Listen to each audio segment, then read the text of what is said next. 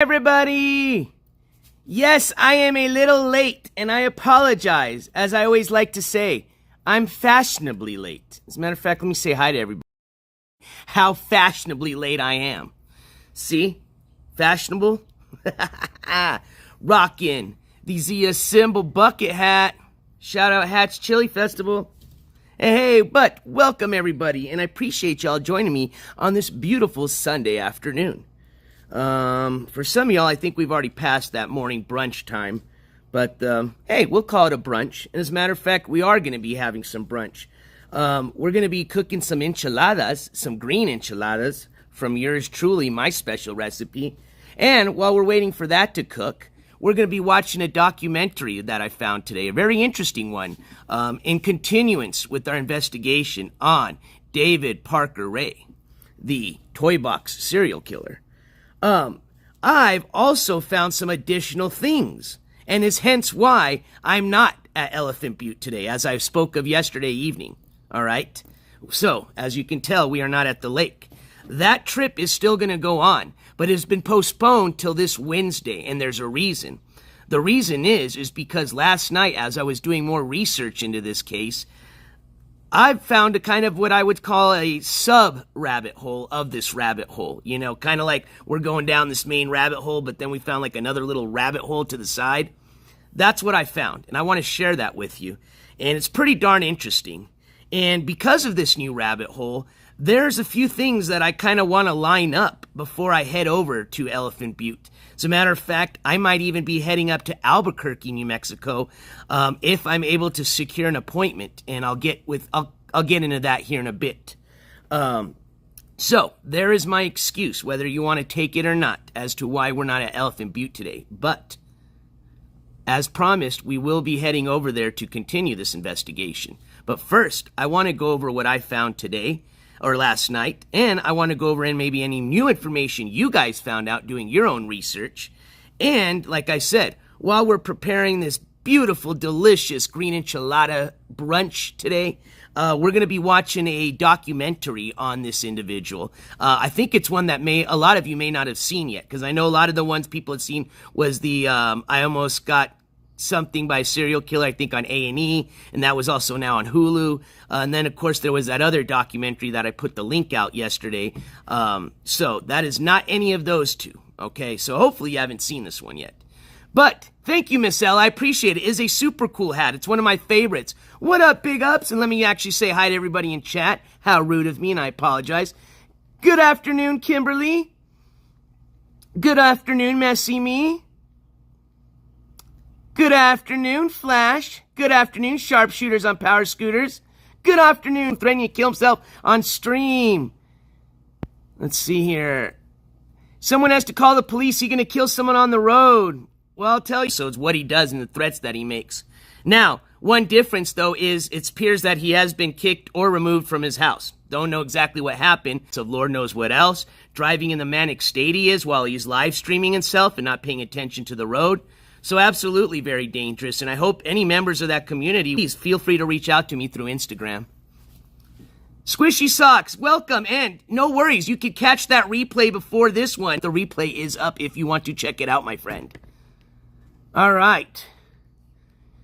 Let me finish saying hi to everybody, and I hope that answered your question. All right, I think we made it to the top. He said his brother threatened to call cops, so parents gave him the boot.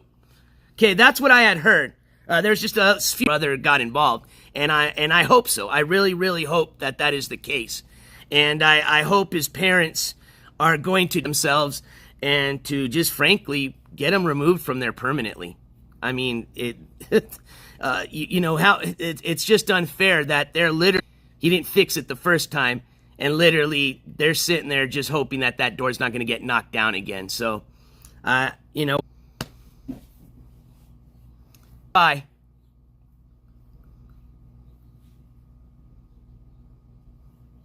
Let me know if it fixed itself.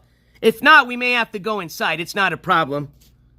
I just wanted to cook outside because, you know me, I might burn something.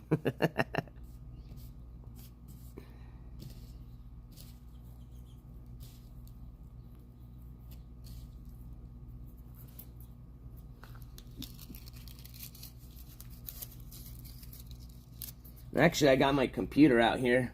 I could also see how the connection's on here. It's better? Okay, cool.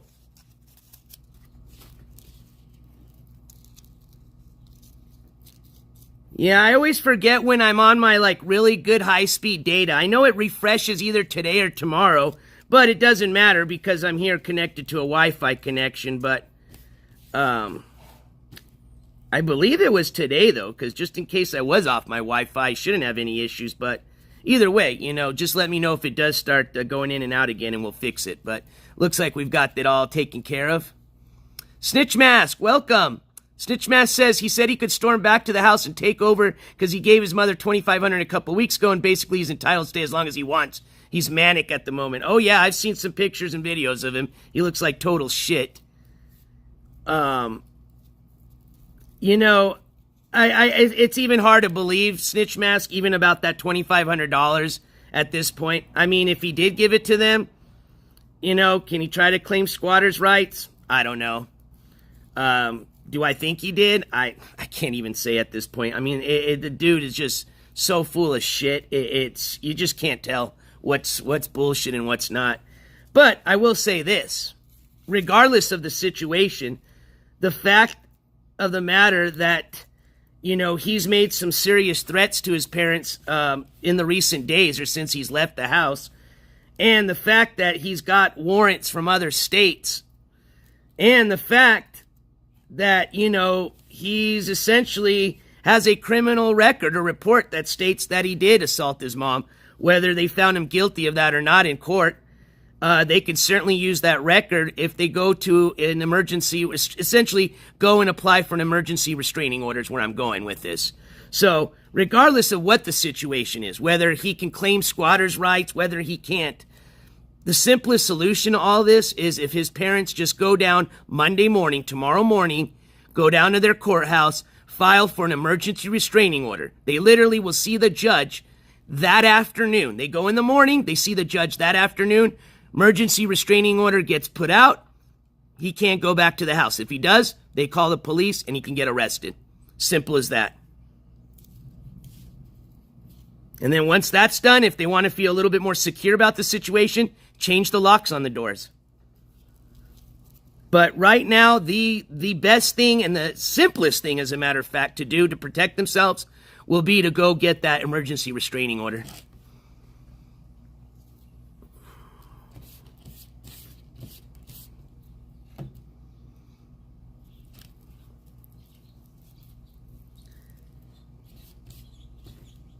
And I mean, he's going to have the bonds people coming up looking for him soon. I don't know if some of you guys saw, but they put some new notes out since I last broke the news. They actually, I think on just a couple of days ago or yesterday, it looks like the courts on Thursday. So I'm imagining the bondsman probably got it yesterday or tomorrow at the latest. The courts, through certified mail, sent out the bond revocation for the bond to them. So essentially what that means is they're going to be getting a certified letter here soon. They didn't already get it. That says that bond for David Lee DeCoe is revoked. And we're not going to pay you that money now until you bring him in. What up, Dots?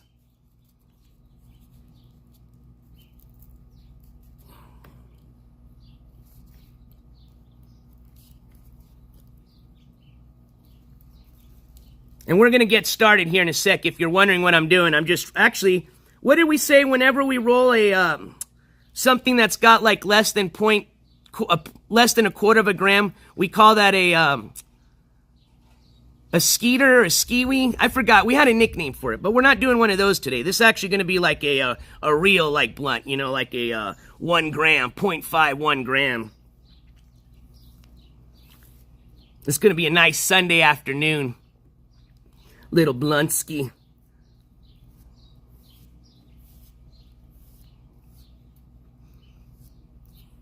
All right. So, blunt is rolled. So, what I'm going to do is I'm going to start preparing for some of these green enchiladas. Let me show you my setup here, okay? And like I said, what we're going to be doing is we're going to be making brunch, but we're also going to be getting back into this investigation. While I'm preparing for the enchiladas, we're going to be watching a documentary on this, okay? That should probably going to go over some of the stuff that we went over yesterday, and hopefully it's going to provide some new information for us. Either way, after that documentary, I have a very interesting rabbit hole that I want to present to you guys. Maybe some of you already saw this, read about it, figured it out. But either way, I will be presenting that rabbit hole to you guys, and is one of the main reasons why I am not going today to Elephant Butte, and why that trip has been postponed for later this week, which will be more or less either Wednesday or Thursday. Thank you, Zia Pride. I love this hat too. It's my favorite. What up, Riot Joke? Yes, technically it's called a pinner, Riot Coke, but we had nicknamed this. Man, why can't I remember? Let's see here. It was like had the name Ski in it, but it was like it'll come to me here in a bit. All right, let me go get a lighter. We're gonna get this documentary set up. Oh, my setup. Let me show you guys what I'm working with here. Flip you guys around. We're making green enchiladas out, all right? So you can put a chicken in here and it'll rotisserie. He's gonna have to contact him via, pretty simple. I'm gonna show you, and hopefully you guys can make this at home. The only thing you're gonna need that you may not have locally is just some green chili, all right? But if that's the case, Young Guns, you can go to their website and you can order this stuff. They will send it to you like next day. They put some, dry ice in a little cooler for you, and I think that's how they keep it nice and fresh. But essentially what we're going to do is make a little sauce out of some green chili, some cream of mushroom. It's my secret green chili sauce, okay? Then we're going to smother that over some flat style. I make my enchiladas flat styled instead of rolled.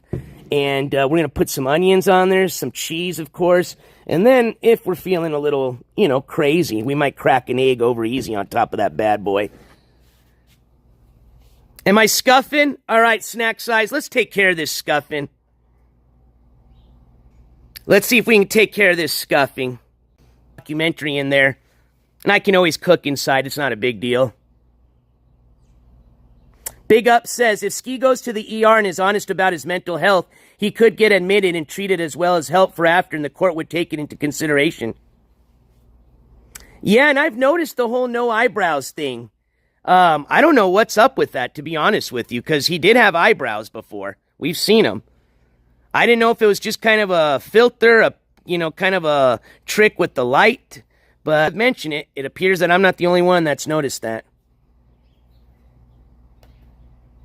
How's the connection now?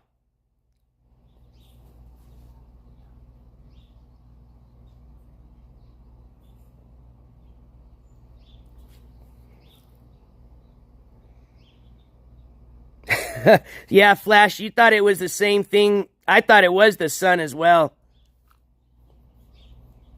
So he was trimming them. Yeah, well, I guess he must have trimmed them off then. Huh. I don't know if that's something they do whenever you're going to jail to prep or something like that, but that's interesting. Thanks, Riot Coke. I see that. Jeez Louise. Yeah, I just got a picture of him right now. And yeah, it's definitely not a light trick. Holy moly. All right, so it looks like the connection got a little bit better. I don't see anybody saying it's scuffed.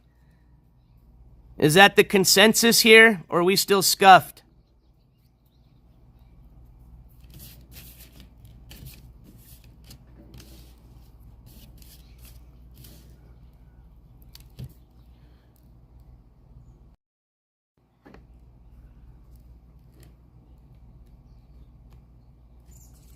All right, let me go find a lighter. I'll be right back.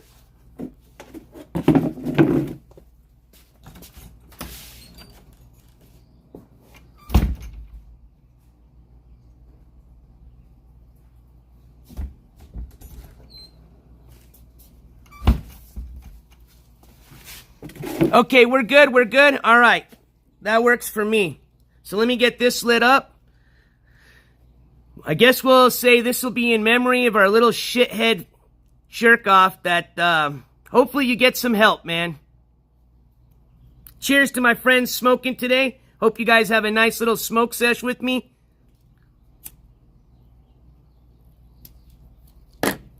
Light them if you got them. For my friends that don't got them but want to participate, here you go. Hit it, hit it, hit it, hit it, hit it, hit it, hit it, hit it, hit it, hit it, hit it, hit it. Okay, that's it. Miss Ella says, nice rain going on here to make a wonderful day for channel watching. Ah, I'm jealous. I wish it was like that here, because it is hot. And we're still, what, now in the middle of September, going on October, so I hope it starts cooling down here. I mean, the mornings are cool, but once it gets afternoon, it is hot. All right. So what I think I'm going to do is I'm going to, I actually don't think the police are looking for him. Well, I'll tell you this. It's the weekend. So as far as if there's like, so for example, the group of police that came and served him the warrant that last time where we saw, you know, we had the video and you see him ramming the door down, okay? That was an actual unit, okay? That is a unit that they specifically, all they do all day long is serve warrants, okay? Traditionally, they don't serve warrants on the weekends, okay? They actually don't even serve warrants at nighttime because of safety reasons, all right? Now, there could be exceptions, but generally policy is bright and early in the morning, you know, at the crack of dawn, okay? Boom, boom, boom, boom, boom. And usually during the weekdays, Monday through Friday. So I'm going to agree with you on that. Now, tomorrow, that's a different story. Tomorrow begins the week after all this bond revocation information went out. Went out to the sheriff's department, went out to the police department, went out now, certified mail, to his bonds people. Okay? So Monday, tomorrow, if I was him, if he's already kind of freaking out now, I would be a little bit more freaked out tomorrow if it was me personally.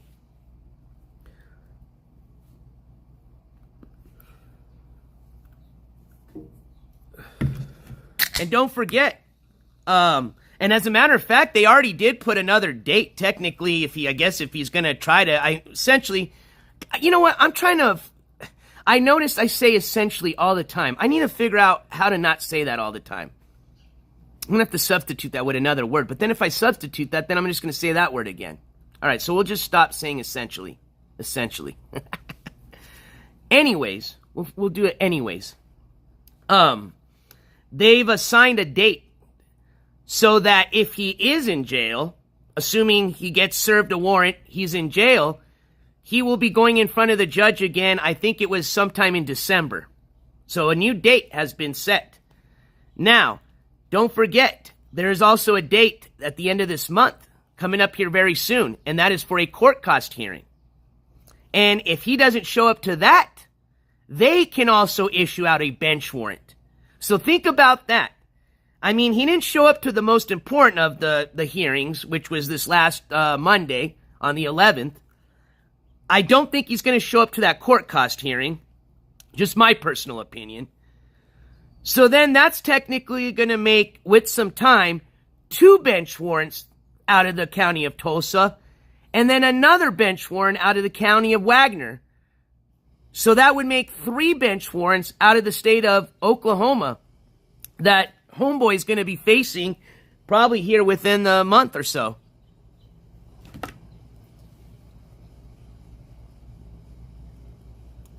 Well, and Dots and everybody else in chat, according to him, and that's why I kind of did that little parody last night with the receipts, he supposedly has shown proof that he did get pulled over and got tickets for no insurance and no registration.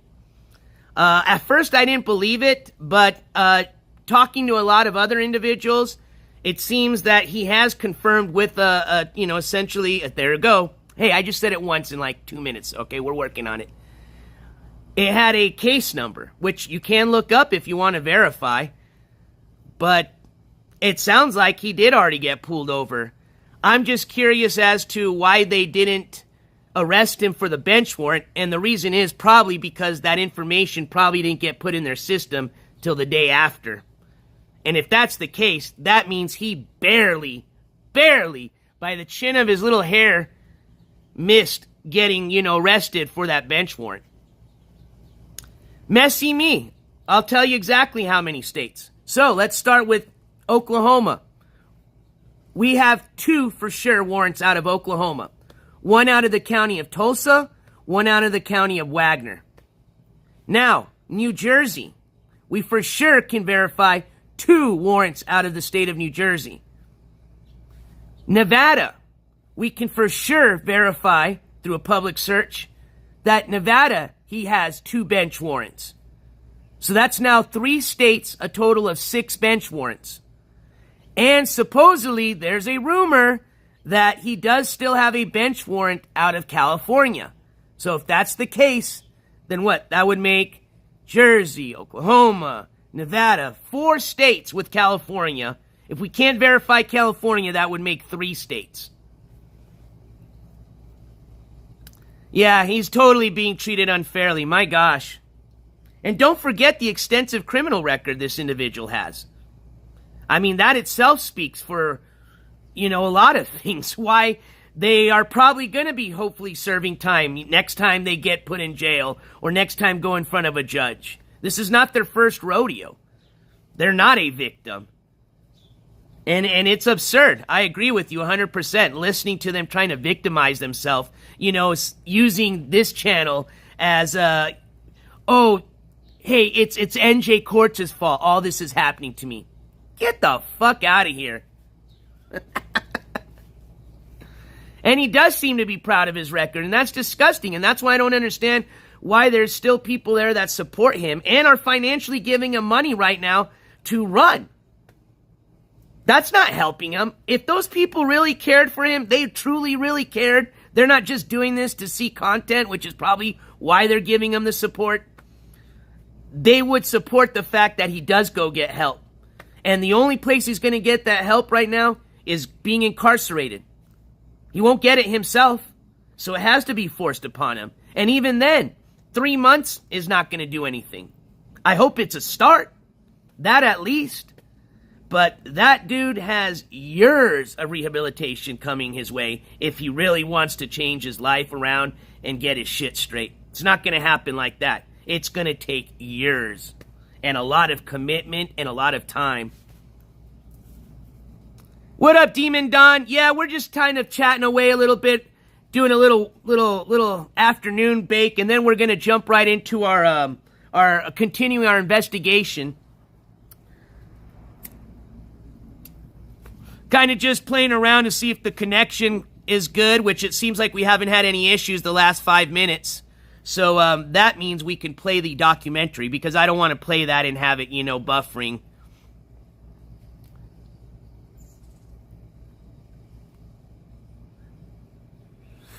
Big ups. That's a good point. This is the first I've heard of that. Now, I remember that panel when he was on. Now, I think they had a couple, so I may not remember the specific one you're talking about. But, good point. And here's the one thing, like I said, I have sympathy no matter who you are. I know he doesn't, but I do. And that's the reason why I haven't really hit upon that subject. But I'll say this. For somebody that truly wants to mourn a member of their family, if it was me, say I did find out like he did, okay, if you believe that story. Would I personally go on live stream and share it with everybody? No. Would I then be begging for money after I just share that information and essentially using that as a dono bait? No. And then to go on the next day and act like nothing happened and just move on to the next dono bait scam. If that's the way you want to mourn somebody, I guess that's the way, to each their own. But me personally, that's not how I would do it. That's all I want to say.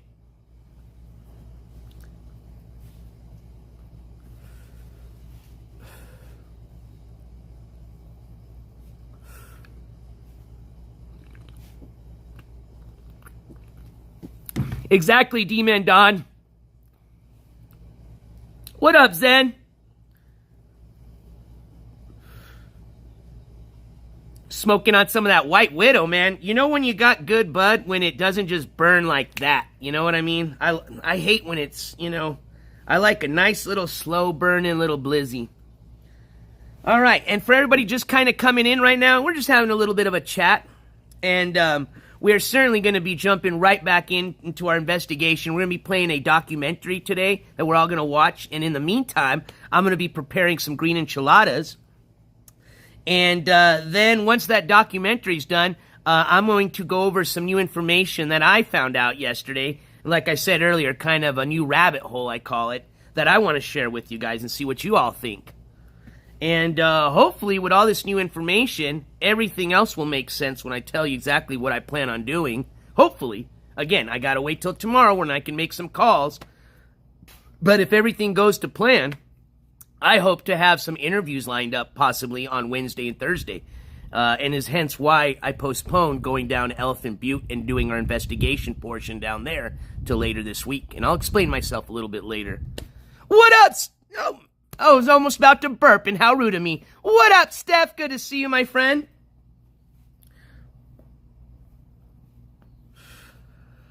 All right.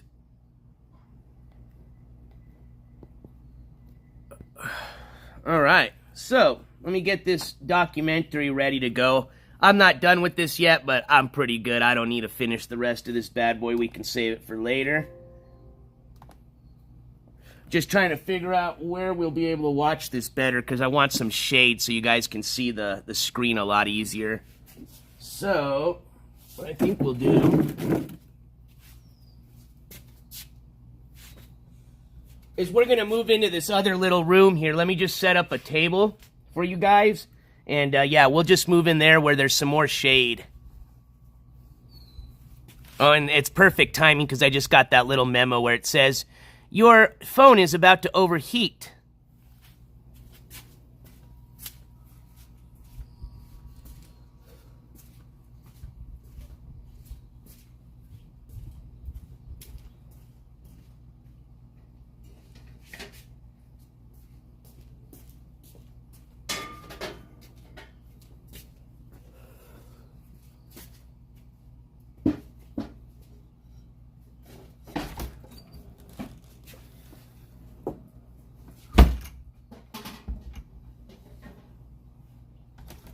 Oh, I see what I gotta do. Okay.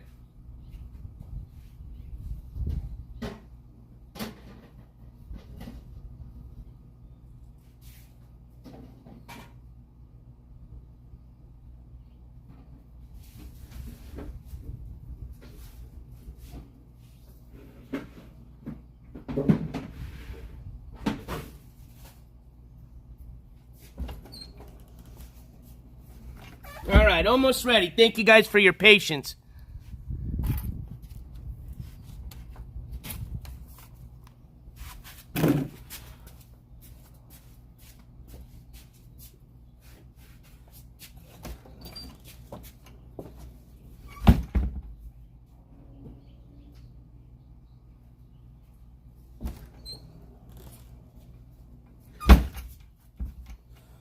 Now, because you guys are on the Prism app, so I'm streaming off my phone, it's going to be okay. It's not going to be like, so you know when I'm on StreamYard? StreamYard's when I do the panels, and that's when I can present a lot of like the, you know, I can share screens and, you know, share video files and stuff. So I can't do that with Prism. So what we're going to be doing is I'm just going to be streaming off my phone and streaming onto the laptop, okay? So it's not going to be like 100% best video quality because of that, but it should be enough to where you can see, and most importantly, hear, okay? So what we're going to do is we're going to watch this documentary together. In the meantime, I'm going to be preparing these enchiladas. That way, once we're done with that documentary, I can show you guys what I'm doing. We can get to the fun, fast part of making these enchiladas. And then we're going to jump into some more of the investigation of our toy box serial killer, a.k.a. David Parker Ray. As a matter of fact, today, I'm going to be introducing another character that was brought up in part of this investigation that, boy, oh boy, it opens up a lot of questions that I have personally, and the fact that they're probably still alive and the fact that they're roaming the streets here in New Mexico That troubles me and worries me, but it also may be an opportunity if I can track this individual down to get an interview with them. So we shall see. But I will discuss that a little bit once we get to that part. But yeah, totally found some totally new individual that I think is an important character to this whole case. And I got a lot of questions, so I hope you guys will be interested in it just as much as I was. And maybe together we can figure out some of these questions, okay? All right. Let me get you guys set up. Cheers. No adult beverages for me today. I'm on my... Oh, man, see, I'm cheating. I got a 12 ounce, not a 7.5. Damn. Well, it's all right, because I promise it'll be my only sody pop for the day. But we are drinking today a nice 12 ounce Coca-Cola Classic Original, baby. Cheers.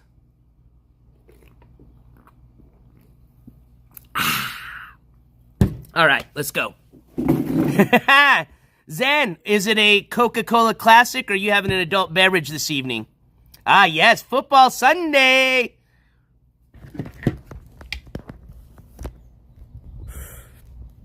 All right.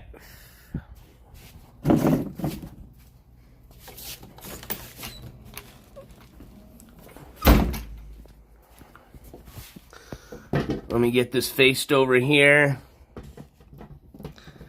Make sure and get this. All right. Okay. And put my volume all the way up. Let me get you guys zoom. Oh, the adults type. All right, well, enjoy.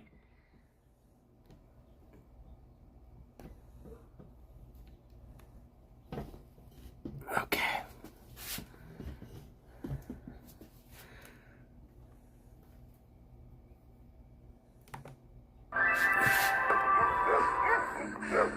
On the 22nd of March 1999, a terrified woman ran through the streets of New Mexico, naked. 911. She'd escaped after being held captive by sadistic sexual torturer David Parker Ray. She wasn't his only victim. I was scared. I didn't know if he was going to kill me or not. He could get a woman in virtually any position. She was his sex slave. More than 30 women had passed through Parker Ray's torture chamber. The police suspected that many of them had been murdered.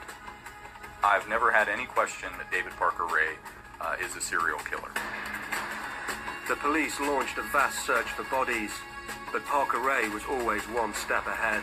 David was a very intelligent individual and took great lengths to make sure that he was not discovered. Could one of America's most prolific serial killers get away with murder?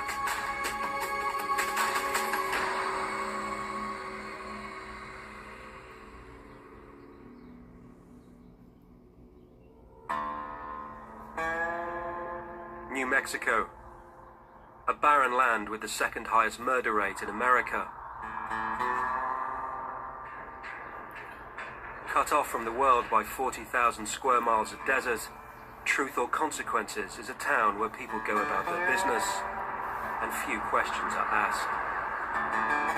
Population 6,000 and falling.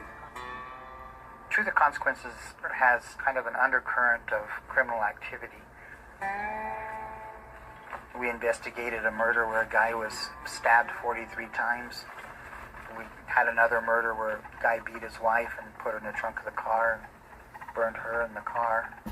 Then there was a man found dead in his apartment. He had blue panties on and no other clothes. He had a doorknob inserted in his rectum. This is just a community where strange, bizarre crimes occur. On the 22nd of March 1999, the police received a call that would open a case far more shocking than anything they'd seen before.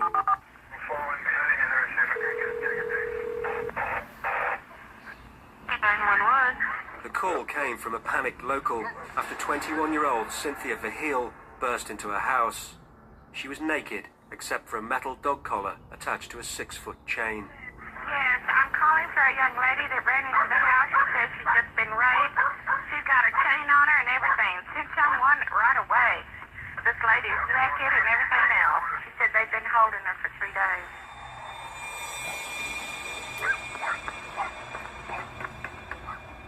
So the officers arrive on the scene. Cynthia V. Hill's telling them, "Don't let them get me. They kidnapped me. They tied me up. They raped me." The officers, of course, who and where, and all these questions are coming up in their minds. And sometimes it's really difficult to get answers from a frantic person. Cynthia Verheul was a prostitute with a heroin addiction. She said she was abducted by a client and driven to a house on the outskirts of Truth or Consequences. As far as when a police officer is called to an incident involving a prostitute, that's always in the officer's mind is, what degree of credibility do I give this lady? Especially if it's a real bizarre story. The house belonged to David Parker Ray, a 59-year-old mechanic. Cynthia said that she was on a bed in a kind of an expanded trailer house. She was naked. She was handcuffed, and she had a collar around her neck, which was attached to a pole. She was given a bucket for a toilet. She was sexually assaulted. She was repeatedly sexually assaulted. She was under the impression she was going to be killed, so she was desperate to get out. Cynthia V. Hill said that she was held in this house for 3 days.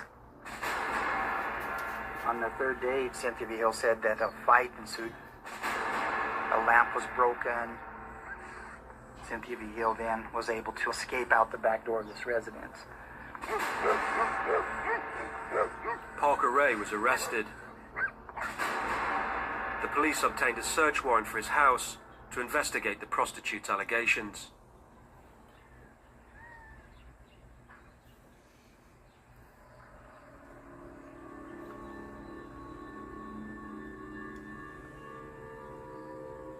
Once they go inside the house, they find where Cynthia had been held in the sunken living room area. They see the bed, they see the pole, there's some chains and manacles there. There's a bucket with her waist on the floor.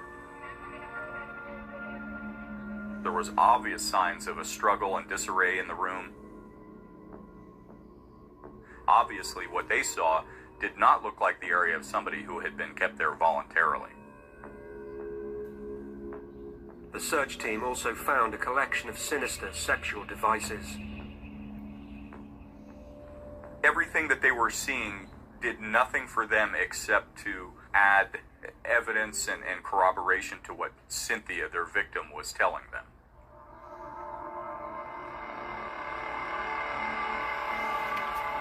Yeah, and see, this is live footage from a lot of the FBI evidence, so this is stuff we didn't get to see yesterday. It wasn't really until the utility trailer was open that we really began to...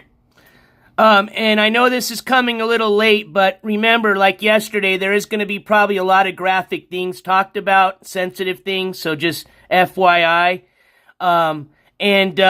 Keep a mental picture of that trailer and that residence area, because Wednesday we're going to be heading down there. The address is on Bass Road, and so I'm curious to see what is still there.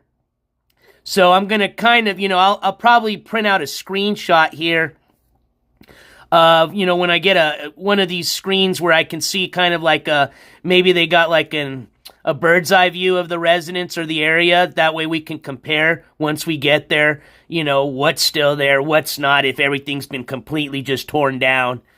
But we will be heading to that residence on Wednesday. It is located off of Bass Road in TRC, New Mexico. And thank you, Messy Me. Trigger warning for sure. To get a good understanding of what we were potentially dealing with. Then Pandora's box was opened.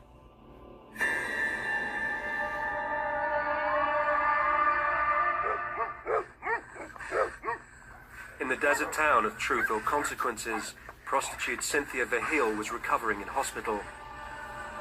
She had escaped from 3 days of sexual torture at the hands of David Parker Ray. Parker Ray had been arrested. He was a 59-year-old mechanic and a father of two. Go ahead and state your name for the record. David Ray. David Parker Ray. Okay. He claimed that the prostitute had agreed to a session of rough bondage. Yes. Okay. Was she a willing participant, or did she not want to do it? She was willing. Okay. At Parker Ray's house, the police were discovering the horrifying truth. The search team had arrived at a seemingly innocuous white trailer.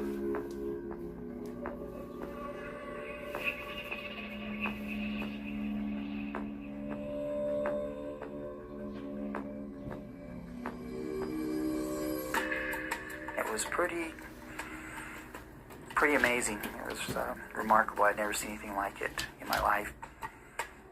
The first thing my eyes focused on was this black chair, which turned out to be a gynecology chair, just sitting there empty. There was medical equipment and everywhere.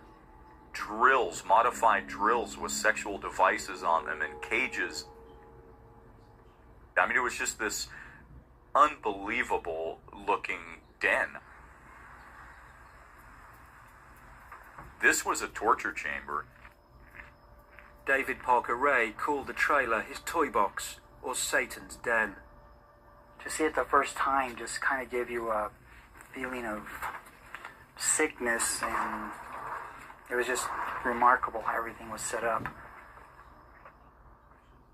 Everything in here denoted pain. Everything in here denoted destruction. There were several items in there that were obviously meticulously crafted by hand and were very, very sinister. David was known as very adept with his hands, as an excellent mechanic. By day, What happened? Are we not on?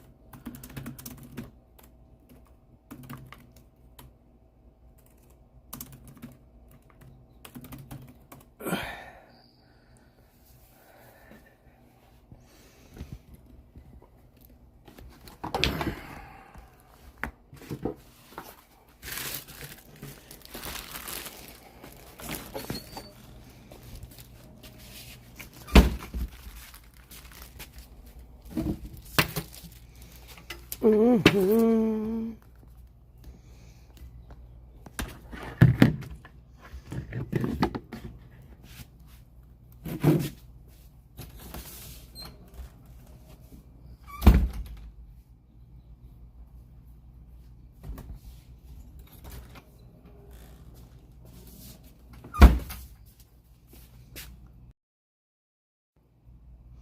All right, we're back. Saved, homies! Yeah, I guess YouTube didn't like us watching that documentary. I'm just trying to share it, man. It's public knowledge.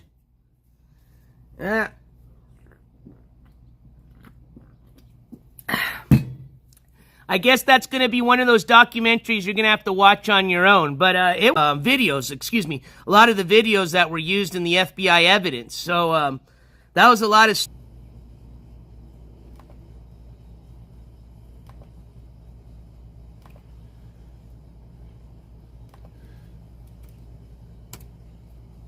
All right, so there you go. I just posted the link for that. So what we're going to do is I'm going to show you the stuff that I have, okay? And in the meantime, I'm going to still be preparing our enchiladas here. Right now, I'm just working on over. Get my notes here.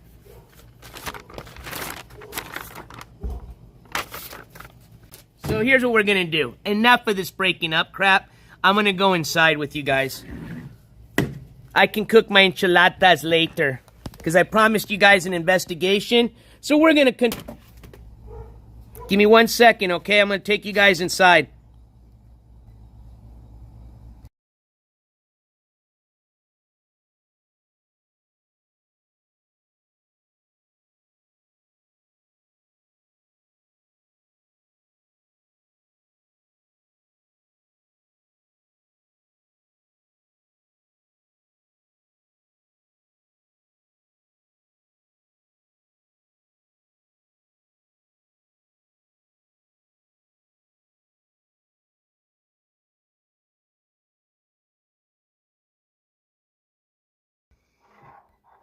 All right.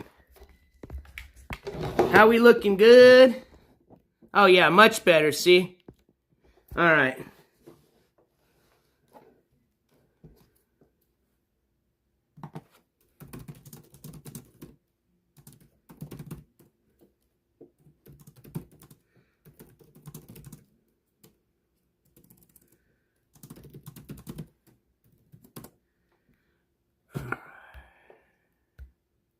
All right, let me go grab my speaker really quick, and let me go grab my notepad, and we are going to get this investigation started the right way. Hopefully no interruptions. Hopefully no, lagging, as we say, okay? All right, we got a good little background there. Give me just 1 second. I'm going to go run and grab my notepad, grab my pen, and I'm going to go over some of these important little tad bits of rabbit hole information I found, all right? Be right back.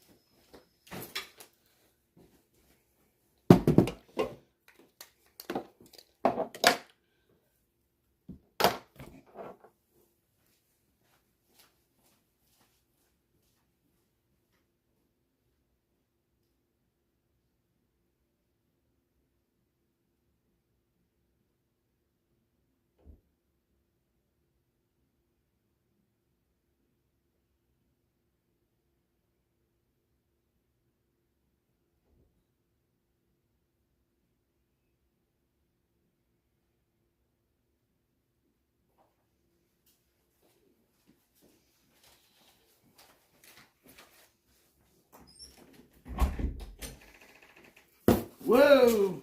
All right, here we go.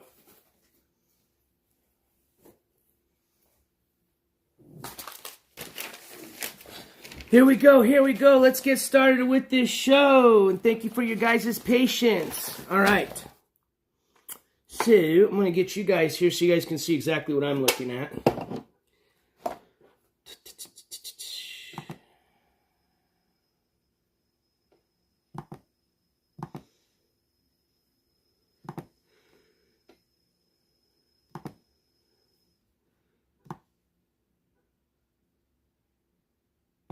All right, so what I want to do is we're going to play a clip here from a news station, okay? This one's an important one. I want you guys to pay a little attention to this because this is what's going to start our discussion into this new little rabbit hole that I found, okay? And maybe you guys already kind of found out about this, but either way, like I said, I want to share it with everybody and see what you guys think. What is all this nonsense? Okay, here we go. All right. So we'll just start off with that. Let's just play that. And then we'll just go from there.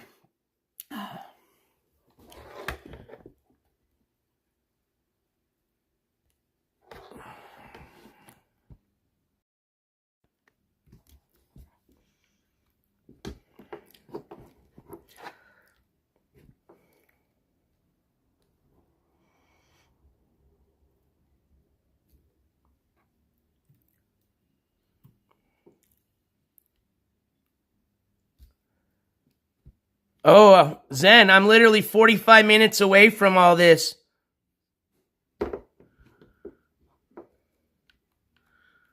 And when we were at the lake, we were right there.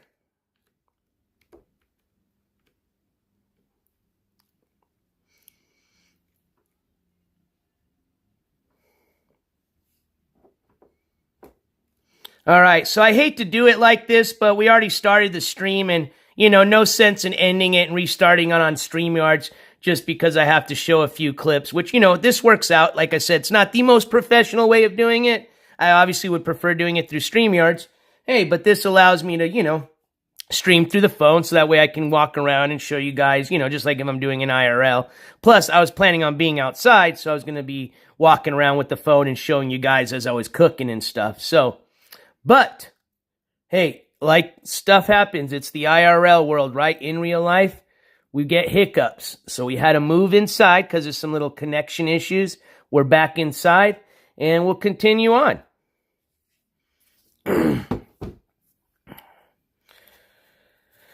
All right.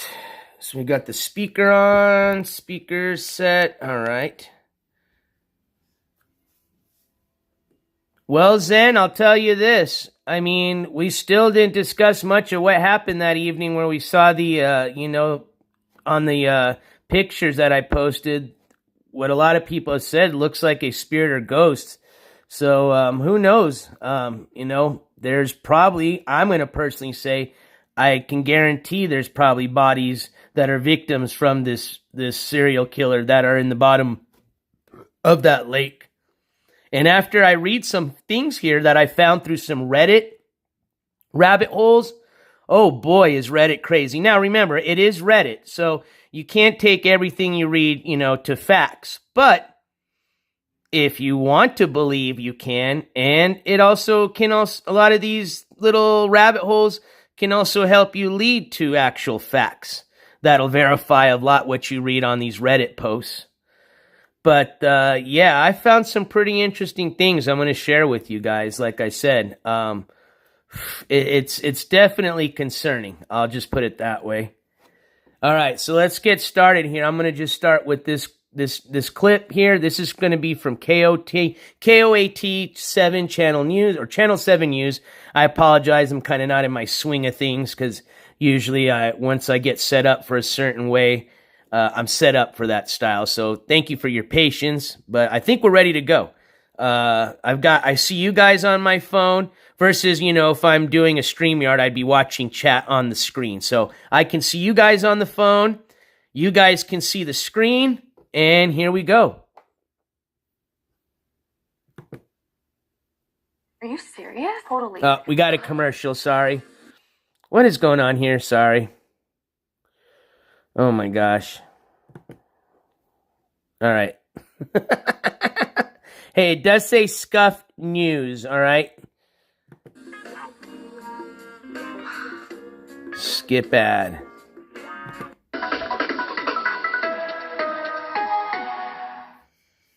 7 News Live at 10. You have just seen ABC's special on the women held as sex slaves for years in Cleveland. For many New Mexicans, that case brings back disturbing, sickening memories of David Parker Ray. After chaining and torturing women in his toy box, Ray always bragged there were more victims. His Target 7 reporter Nancy Laughlin tells us the case is still haunting police because they think Ray was telling the truth. Elephant Butte Lake, 1999. Dozens of police officers search a trailer just off the lake. The man who lived here, David Parker Ray, a man no one suspected of doing anything illegal. because he worked as a maintenance man for the New Mexico State Parks Department. But Ray's dark secrets became public when one of the women he kept as a sex slave at his home for 3 days managed to escape. She was discovered running down the road naked, wearing only a collar. He's a very sick man. He liked hurting people. When police searched Ray's home, they found a trailer next to it, a torture chamber Ray called his toy box, filled with handcuffs, chains, sex toys, knives, and surgical items. He would bring the women in here and torture them. There's a gynecological gurney in there. There's chains. In April 2001, a jury convicted David Parker Ray of kidnapping and sexually assaulting one woman. Then that July, he accepted a plea deal for kidnapping and sexually assaulting 2 others. That year, Ray spoke to Action 7 News. I guess you'd call it an addiction. Investigators say Ray bragged there were more victims, a lot more, from Arizona to New Mexico. But he also claimed there was nothing wrong with what he was doing. Well,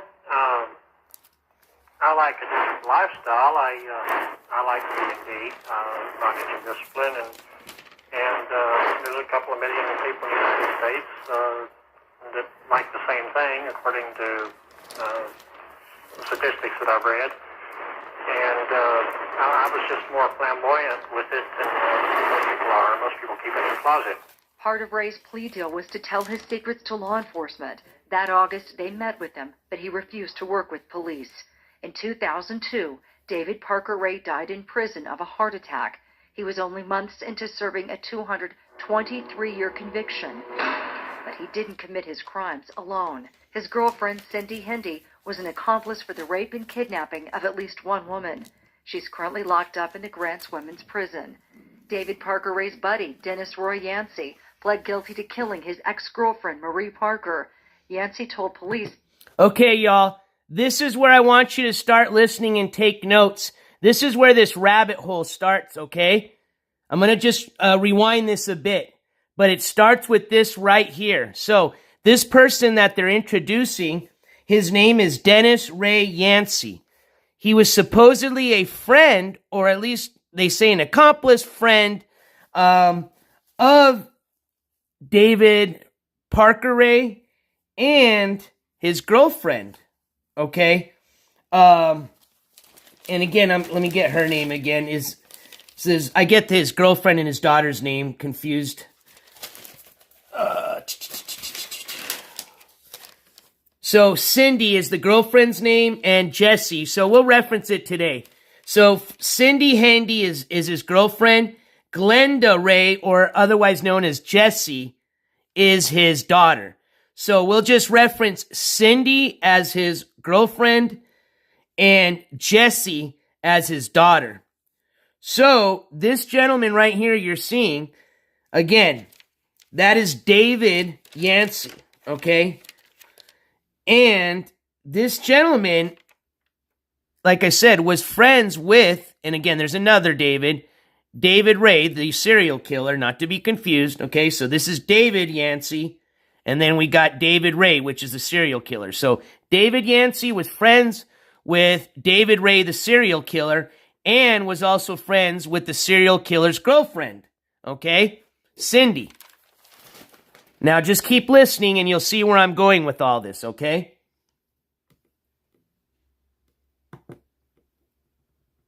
She's currently locked up in the Grants Women's Prison. David Parker Ray's buddy, Dennis Roy Yancey, pled guilty to killing his ex-girlfriend, Marie Parker. Yancey told police that his friend Ray kidnapped and tortured Yancey's former girlfriend, and then Yancey strangled her. Her body has never been found. That is not the only unsolved case from Elephant Butte Lake. Okay, so just some names again. Dennis, okay, so I'm sorry here. I got it confused here. So let me start over again. That guy we were looking at, his name is Dennis, not David. That's my fault. So, that guy that we saw earlier, that is Dennis Ray Yancey. He was friends with David, okay? David is the serial killer, David Parker Ray. He was also friends with the serial's girlfriend, Cindy, okay? Whoops.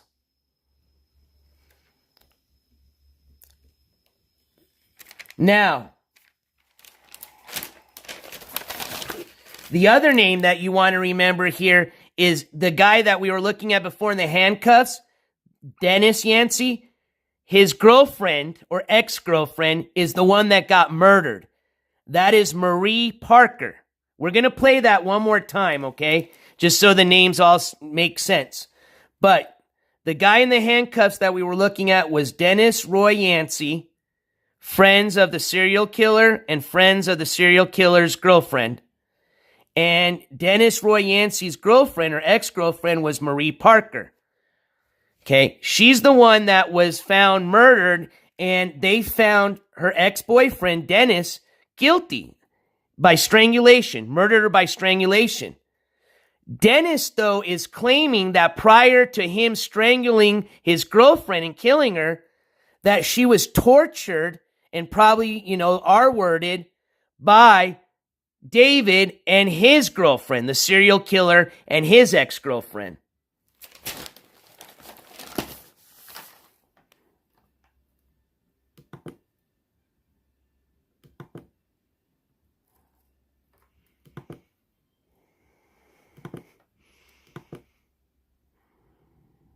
Prison. David Parker Ray's buddy, Dennis Roy Yancey, pled guilty to killing his ex-girlfriend, Marie Parker. Yancey told police that his friend Ray kidnapped and tortured Yancey's former girlfriend, and then Yancey strangled her. Her body has never been found. That is not the only unsolved case from Elephant Butte Lake. Investigators say in 1999, they found a burlap sack with human flesh inside. The remains so deteriorated, they've never been able to identify who they belong to, but they believe the flesh is from a woman. Ray's daughter, Glenda Jessie Ray, had a girlfriend, Jill Troya. Troya disappeared in 1995 after getting into a fight with Jessie Ray. Both David Parker Ray and Glenda Jessie Ray are suspects in Troya's disappearance, but that case remains open too. 4 years ago, when the water at the lake lowered, search crews returned to look for human remains. They didn't find any, but they believe there are more victims.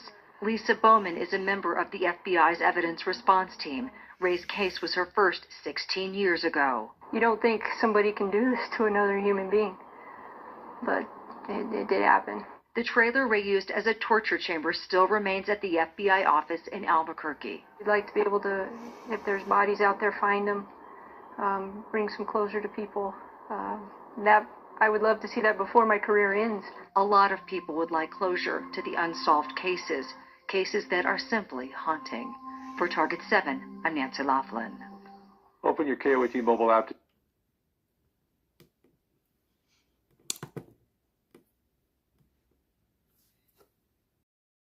Breathe easier. All right, let me pause this here. Okay. Let me zoom out of here so you don't have me up all in here.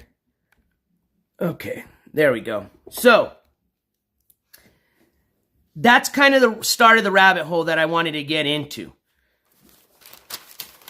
Now, if you caught the other part of that story, they said there was another a disappearance. They haven't found the body yet or the individual, but there was another individual that they're tying into the serial killer, David Ray, and his daughter, Jessie Ray. Okay? And that was Jill Troya. Last name spelled Troia. So they said police didn't charge him with that, remember. Okay? David Ray was only charged with the assault, rape, and torture of the two individuals. Ms. Jaramillo, which we watched the video clip last night about her and her interview.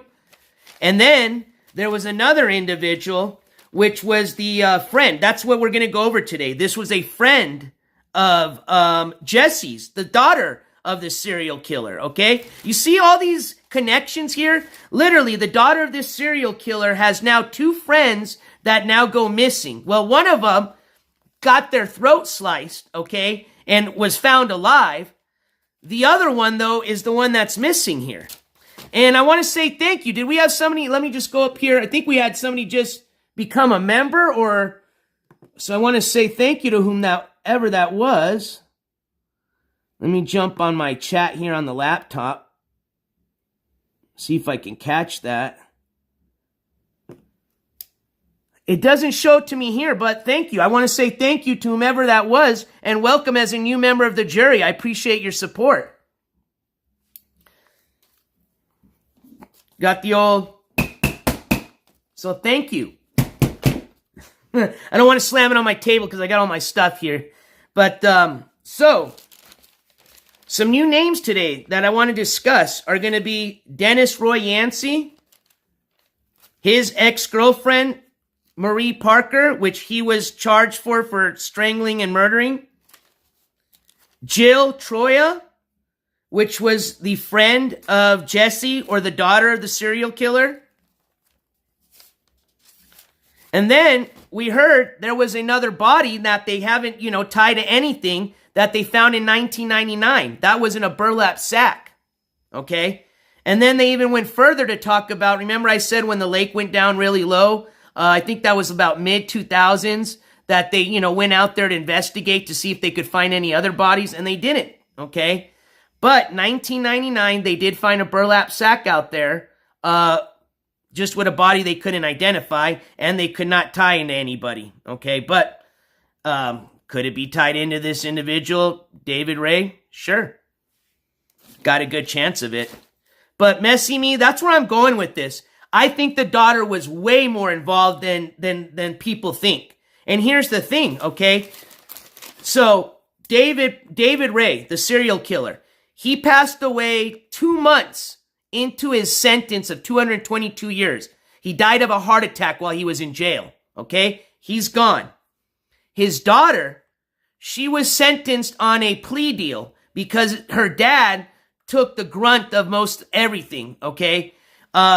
That's where I just don't understand that. It's kind of like if she might have done something, why are you going to allow a plea deal to happen? But either way, it happened.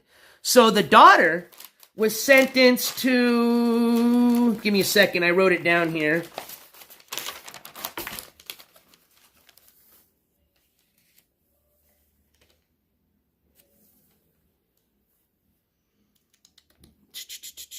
He died in 2002. Let's see here. Let's start with the girlfriend and then the daughter. And the girlfriend's just as involved too, okay? The girlfriend was released, where did I write all this down? The daughter only had to serve a little bit of time.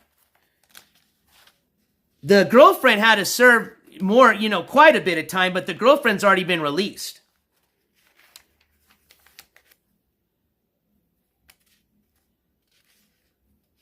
I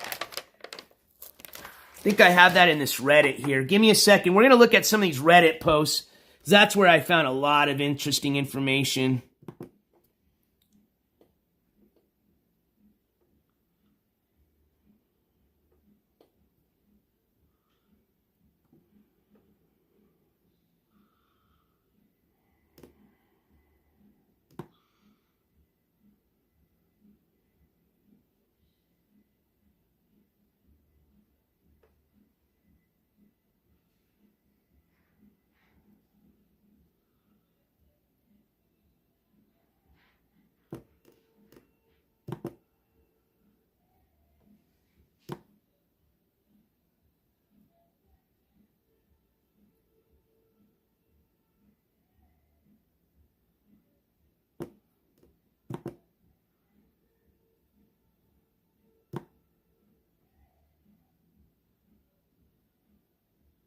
Okay, yeah, no, these are really interesting here.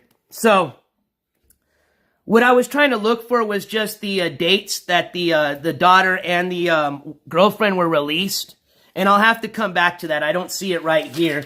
I think it's in one of these articles that I had, but it's not very, very important. I mean, the fact that's important is that they're both out, okay? One of them, the daughter, just had to serve minimal time. Like, I'm just talking, I think it was like months, okay? And then she was released. The girlfriend had to serve some time.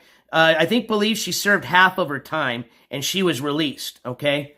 Now, so that's two people, right? This is where I'm going with all this, okay? So that's two people that I think personally know a lot more, or may know where some of these bodies are buried that are now released out in the public, okay?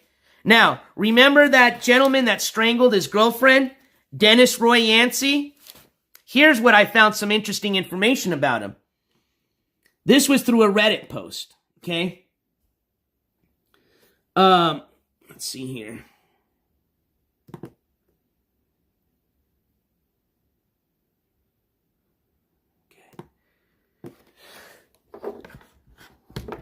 Watch this.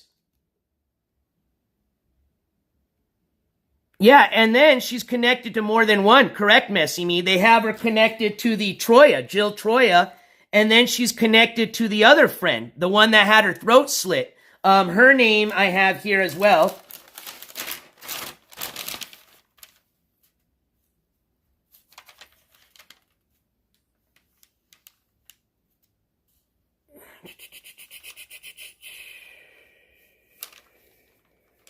Her name was Kelly Garrett. So she was actually the two people that they tried the serial killer for, as far as torturing and raping and there was some other charges that were brought on against him, were just for two individuals, the ones that survived. One of them was Kelly Garrett. That was the one that he slit her throat, but she survived on the side of the road. And then the second one was Miss Jaramillo. That's the one that broke out of the trailer, okay? And ran literally nude with a dog collar until she could find help. Okay? So, technically, he wasn't sentenced to any murders. Okay?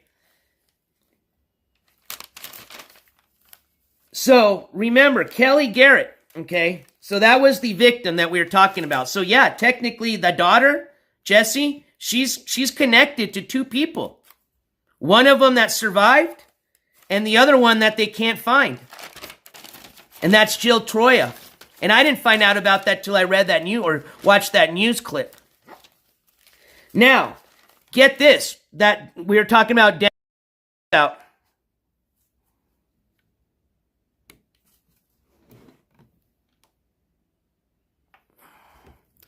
This is what happened to him right here. Accomplice Dennis Roy Yancey, who was recorded strangling his former girlfriend, was sentenced to 30 years for second-degree murder. He was released on parole after serving 11 years. But after a parole violation, 3 months after his release, was brought back to serve the remainder of his sentence. Okay? So I was curious. Is this individual still in jail? Now, I was watching another clip where they actually said where he was serving his time. Which, guess what? It's at Southern New Mexico Correctional Facility, which is literally about 30 minutes outside of Las Cruces, where I'm at right now. Okay? So I said, holy moly, if this guy's still in jail or in prison, maybe I could try to see if I can get an interview. So I did a little research, right? Well, here you go. I went to the New Mexico Corrections Department, and they got an inmate, pretty much, information center or, public search. This is Dennis Yancey. That picture was taken in 2015. This is the gentleman that strangled his ex-girlfriend. This is the ex-girlfriend that he supposedly says was tortured before he killed her by David Ray and his girlfriend, Glenda. And if you go down here, under offender status, it's inactive. So he is out of jail, ladies and gentlemen.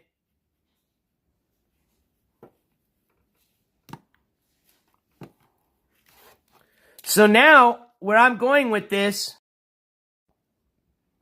Oh, and check out this. Actually, while I have you guys flip there, check this out. Check this out.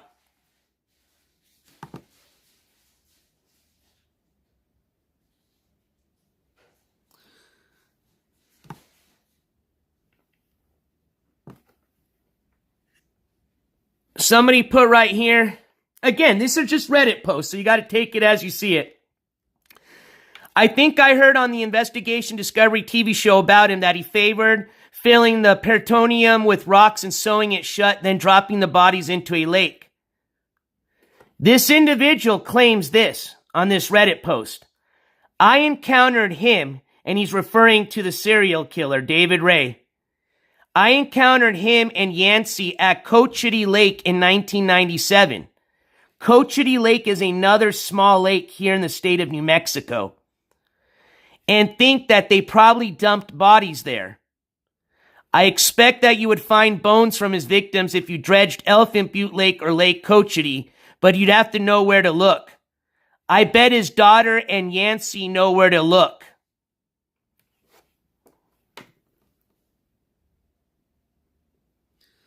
Now, this was another interesting Reddit here.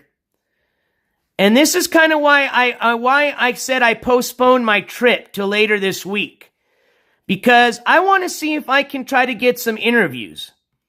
Now, it's going to take some work, okay? Because obviously I don't know who any of these people are. I don't even know if, how active these posts are. This one says a year ago. And again, I don't even know if these posts are true. But this is one that I want to read here. It says, I lived and grew up in TRC, and the woman that Roy helped kill with David Parker, let me move this here so you guys can see it. Sorry. Okay. I lived and grew up in TRC, and the woman that Roy helped kill with David Parker Ray, Marie Parker, remember, that was the ex-girlfriend of this guy, Yancey. This person's claiming that Marie Parker, the one that was strangled and killed, was my neighbor. I took care of her children a lot and used to hang out with her all the time. Her little brother was my first boyfriend. When Marie went missing, we went looking for her all over the place. Roy Yancey, when he was in his relationship with Marie, used to beat her. Now, TRC is a very small town, okay? Very, very small town. So where I'm going with that is there could be possibly these people could still live. This person that was saying that they know, let's see here. I lived and grew up in TRC. Marie Park was the neighbor. I took care of her children. They may still live there in TRC. They may still have family that lives there that may be able to answer some questions. There's a bar, for example, that we're going to be going to. I don't know if the bar still exists. But for example, if that bar exists, hey, maybe the person that's working behind the bar are the owners there, and they may know a little bit about this story. And the reason that we're going to this bar is because this is the bar where the story that we went over yesterday, this is referring back to Kelly, okay? This is the lady, the first victim. This is the one that had her throat cut and that was left to die on the side of the road by David Parker, okay? David Parker Ray. The story went that she was friends with the serial killer's daughter, Jessie. All right, remember? And she got in a fight with her husband. So her and the daughter, Jessie, went out for drinks. Went out to drink and play some pool that night. They went out to a bar called the Blue... Give me 1 second, I have it right here.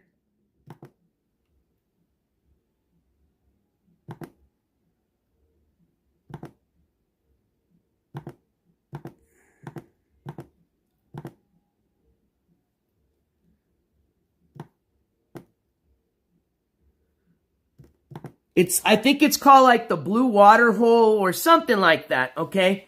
But regardless, if it's still there, there could be some information. I'm sorry, where I was going with that is they went out to this bar.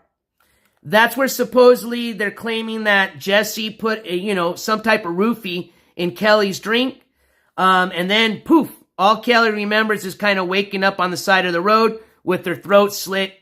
And the sad story about all this is her husband didn't believe any of her story. As a matter of fact, she didn't even believe her own story after a while because of the drugs, okay? She was pretty much left with very spotty memory. And because of the fact that she went out drinking, a lot of people didn't believe her story. Here's the only reason that her story actually was found to be true.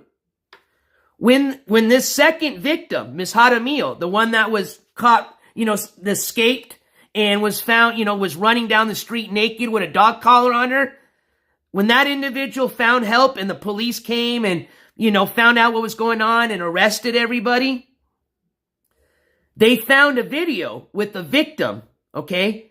That victim was this individual, Kelly, the one that had her throat slit, okay? They didn't know who it was. They had to put that video, they put the little still of it with the picture on public news. It was identified who she was. That's when they then contacted her and then got her story, which now obviously corroborated with what happened with Miss Jaramillo. And then, oh, shoot. So yes, that did happen. Sad, really sad that individual was not believed even by her own husband. In the story, it says her husband divorced her because he thought she went out and cheated on him that night. Okay? So those were the only two victims that this individual was charged for, torturing and raping those individuals. Okay? Not for any of the murders that they supposedly claim happened. Okay? So where I was going with this whole rabbit hole thing was the fact that there is 3 individuals that possibly know where some of these bodies can be buried. There are 3 individuals now in the public, in this state possibly, in the city of TRC, which is just 45 minutes away from here, that participated possibly in some of these murders. The daughter, the girlfriend, and now this third individual, Dennis Roy Yancey.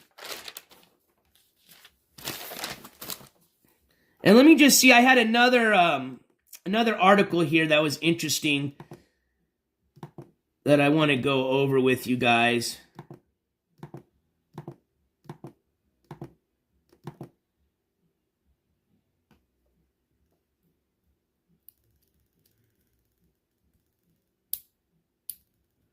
Okay, so here's something I want to read. Hey, Dawson, good to see you. This is kind of going back to what we were reading, what we were talking about right now in reference to Kelly. So let me read this to you here. I apologize. Oh, and this actually, here you go. The name of the saloon was the Blue Water. And I apologize that I'm kind of a little bit, here, a little bit there. Again, I kind of got caught off guard because I was going to play the documentary first, and then I kind of had a set way I was going to present everything. And I kind of just caught off guard with us not being able to play all the documentary. But I think we're slowly kind of piecing everything together to where it kind of makes sense or where I was going with all this. Dawson says, sorry, was lost in space on VR. I've seen some of those, just those videos from the virtual reality of, people walking into like walls and tripping. So I just always imagine that whenever I see people talk about, virtual reality. All right, so let me scroll down here. So let's read this here together.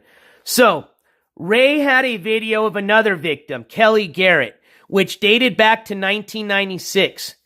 Garrett was ultimately found in Colorado alive after police identified a tattoo on her ankle.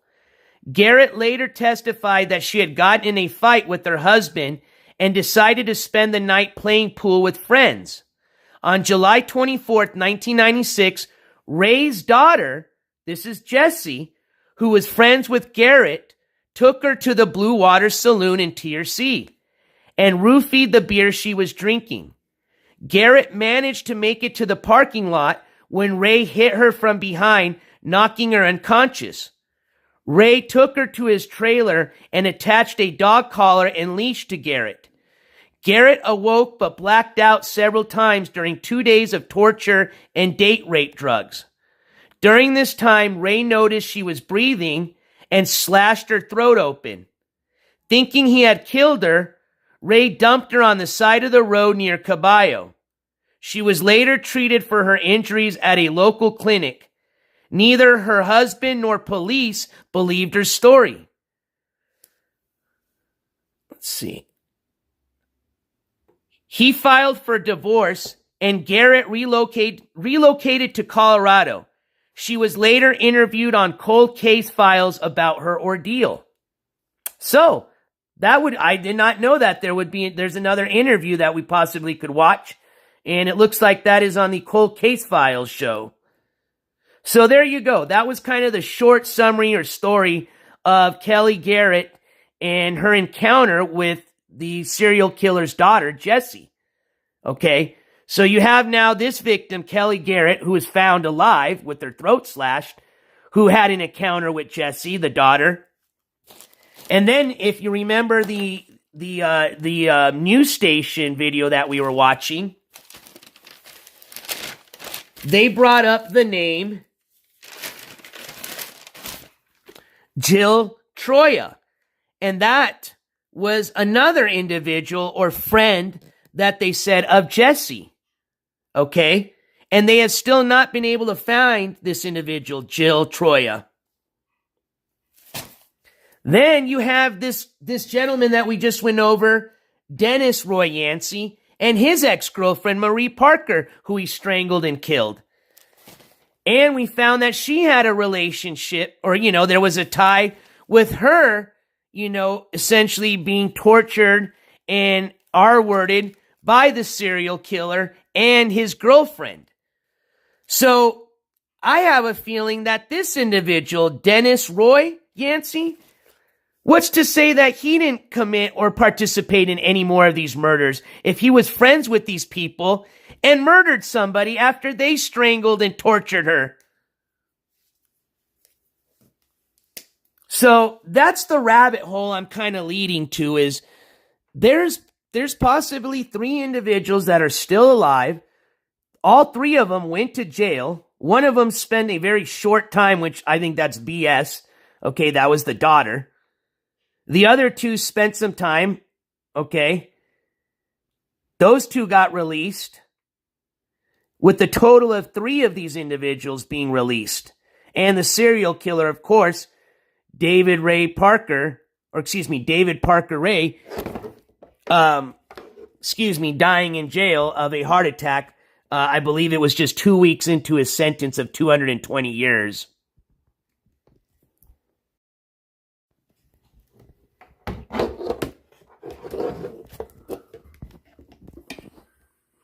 Flip this over here. Sorry about that. All right, there we go. So, yeah, definitely a WTF moment, Squishy Socks. Well, Riot Coke. I mean, if you saw all those things, you saw all those tools and all those toys and just shit in that trailer, I wouldn't doubt if that individual was filming those type of films and selling them, or, like I said, and again, I'm just my opinion. These are all allegations at this point, but I mean, what's to not say that this individual had other friends, okay, that were maybe involved in this stuff, or at least at the minimum were just aware of what was going on and just keeping their mouths zipped. So, I mean, think about it, okay? You had the head serial killer, the mastermind of all this, all right?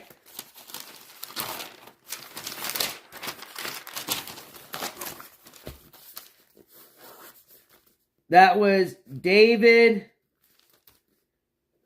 Parker Ray. All right? So he's here at the top. Then you have his accomplices, essentially. The accomplices.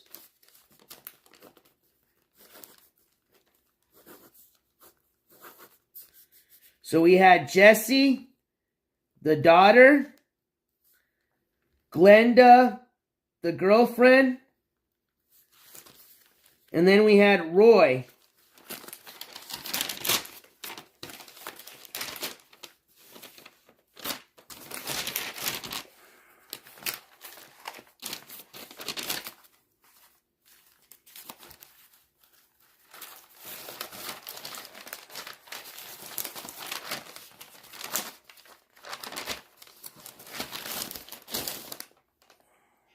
Or, well, Dennis. Sorry, middle initial was Roy, so we'll call him Dennis.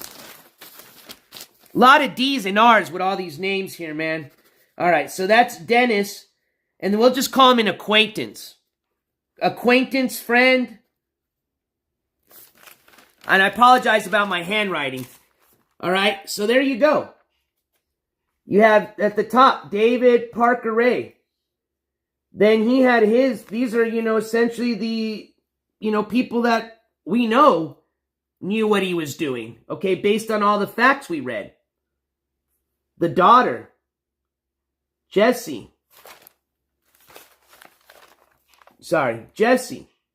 The ex-girlfriend or girlfriend, Glenda. And then the acquaintance or friend, Dennis.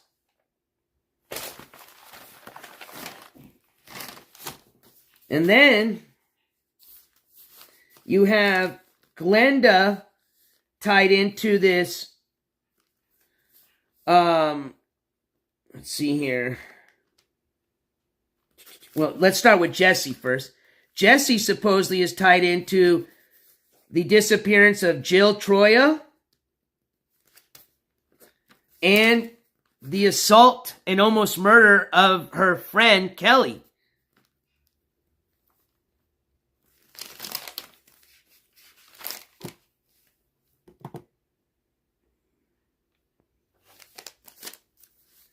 And then Glenda,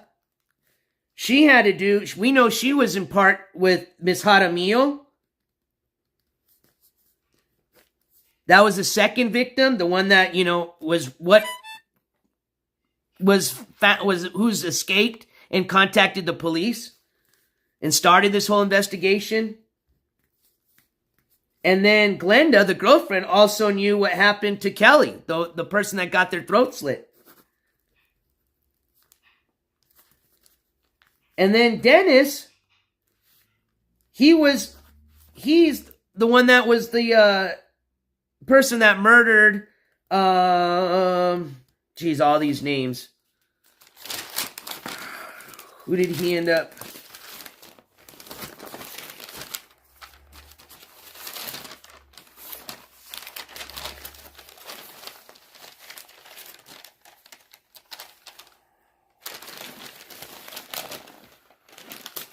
Oh, that was Marie. Excuse me, Marie Parker.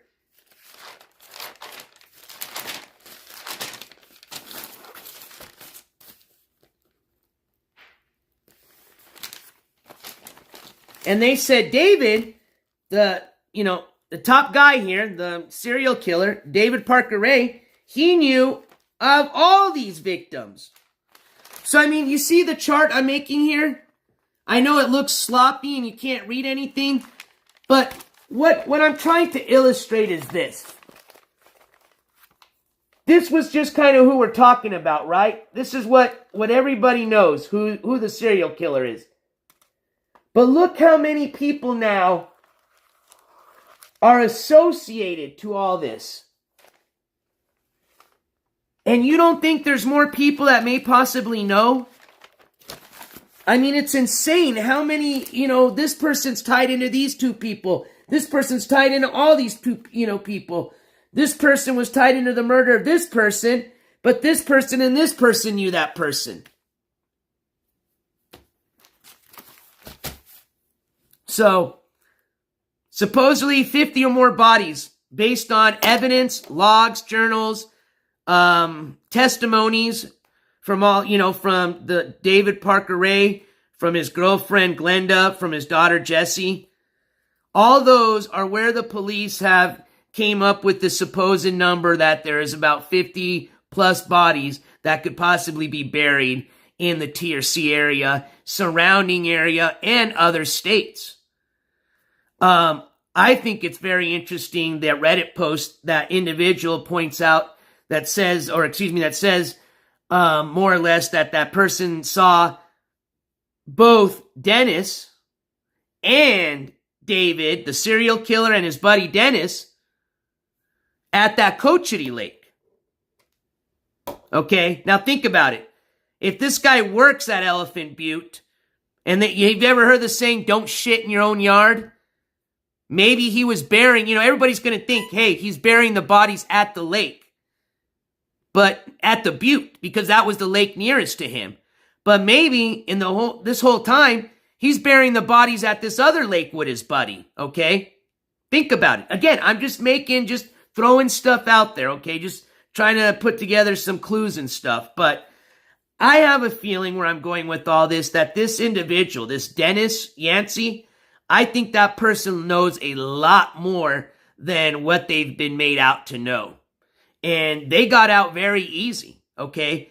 They were given a 30-year sentence for murdering Marie Parker. And if I'm not mistaken, based on the fact that they've already been released, and it's the year 2023, and they were sentenced around 1999, let's just round it up to the year 2000. We saw that they were there in 2015. That was on the picture, the mugshot. So that at least is 15, 16 years served. But they obviously are not in jail now. So they didn't serve the whole 30-year sentence. We know that. When they got out exactly, I don't know. But the point I'm trying to make is that person is out in the public. There was another Reddit post that I read that said they had seen possibly a Facebook post of this individual and that he was in the Albuquerque area. Again, that probably could be an old post. But either way, these three individuals could very well be still in the state of New Mexico and obviously still socializing with the public and its members. Dawson says they said he fed most of them to the catfish in the lake, but they looked for years and found nothing. It was a cult. He has to know more. I agree. And I mean, when you're talking how many years has been, and you know how a body can deteriorate in water and then with the fish, yeah, a lot of those bodies could be gone. That's why they haven't been found. But maybe he got lazy and he didn't put some of those bodies into the lake. Maybe he buried some of those.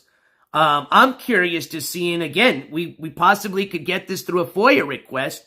I'd like to get more information as far as how detailed the investigation was at David Parker's property. You know, I would imagine they brought, cadaver dogs. I would imagine they would have just done all sorts of dirt work around there. But who knows? Okay, who knows? But that would be pretty interesting. Here's another thing that I wanted to share.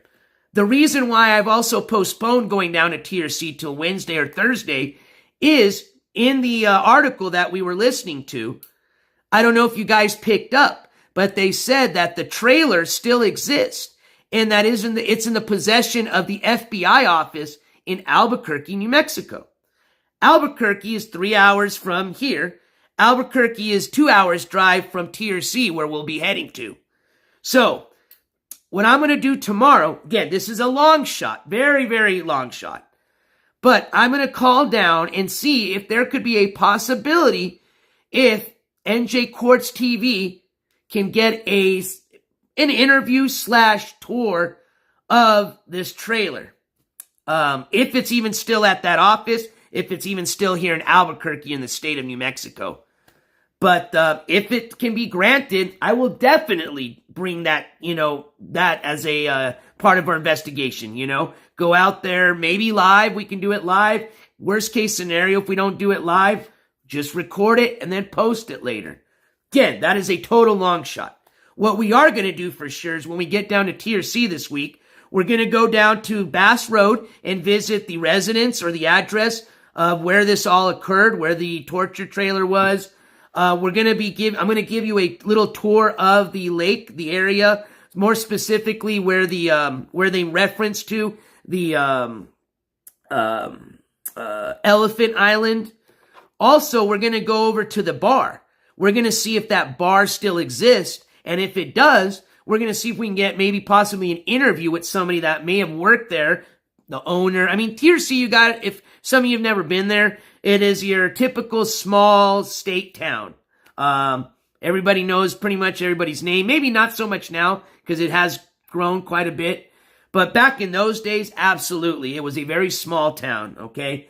Everybody knew each other. Everybody waves at each other. Those type of towns, okay? So, where I'm going with that is there's a good possibility that if that bar is still there, the original owner could still own it, and they probably have a lot of information they could share on whether they saw any of these individuals frequent their bar, if they ever talked to any of those people, what they got out of the story when they heard it happen in their own community, and what their reaction was to everything.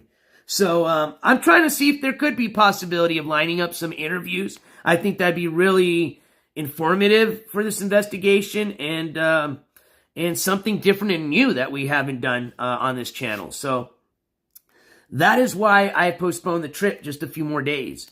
But we're definitely going to be heading down to TRC, definitely heading down to Elephant Butte. And there is a possibility that if we can secure a tour or interview of somebody that has anything to do with the trailer or evidence for this case, we will try and see if we can do that. So I'm going to be making a lot of calls tomorrow, that's for sure. And that's in addition to a lot of other stuff that I'm going to be working on. Remember, we started the investigation into the whole Jimmy the Christian case, and there's a lot of stuff going on with that. We still haven't finished an investigation in the whole Cyrex case, so I'm going to be bringing you guys an update on what's going on with the Cyrex court case, okay? Don't think I forgot about that shit show. So, what up, Glavis? It'll never happen. You never know. I'll tell you what. There are a lot of people, when I first did my first court trial, or first live court coverage in New Jersey, that said, oh, it'll never happen. As a matter of fact, people said I was just going down there just to film the outside. Little did they know what surprise I had for them waiting when NJ Courts TV was actually given permission to film the control of court case inside the courtroom and bring you that court coverage. So yes, it'll never happen. I've been told. I've heard it. But you know what? That just makes me more want it to happen. So what up, AG? What up, Pink B? Looks like we got some of the little trollskis trolling on in. I'm guessing somebody just quit their stream just right now. Oh, man. So, that is my rabbit hole. That is what I wanted to present to you guys today. Like I said, we're just continuing this investigation a little bit further. So, ultimately, I wanted to, show and watch the whole documentary that we started, but unfortunately, YouTube did not want that to happen. I get it. They want their cut of the money. But anyways, I did post that link. So check that out. Again, if you didn't get the link, just Google search David Parker Ray, Real Stories. Real Stories is the name of the documentary series that put that on. And it started off really good. I put out a lot of information, a lot of videos that looked like it was direct FBI evidence that we didn't see yesterday. So I would definitely check that out. Remember, yesterday we also put the link for the audio transcript of the video that this serial killer used to play for his victims when they were chained up or tied up. We played about maybe 2 to 3 minutes of it, and then I stopped it, of course. It is pretty graphic, so I'll give you that trigger warning, but certainly if you're curious and want to listen to the rest of that, you can find that on YouTube. Let's see here. Trying to think if I had anything else to share. Really, everything I had today was referencing or going down kind of that rabbit hole with this Dennis gentleman. And then remember, we found out, and this was new to us too, that they did find a body. They can't tie it to him, but they did find a body in a burlap sack in 1999. And they do have another individual that they think is tied into their disappearance and possibly murder to the serial killer, David Parker Ray, and this was going to be, was it his girlfriend? Yeah. No. It was the daughter. The daughter, remember? Jill. So that was the other name we got today, was Jill Truya. I'll spell that out for you correctly. But yeah, I mean, so we now have a new name. So we have the body in the burlap sack. Don't know who to tie that into. Then we have another individual that came up. First name Jill. I'll spell out their last name. That is missing. That was, last seen with Jessie, the daughter of the serial killer. And then remember, we have Kelly, who was the first victim, the one that had her neck sliced, okay? Left to die on the side of the road, who went out to have drinks and play pool with the serial killer's daughter, Jessie.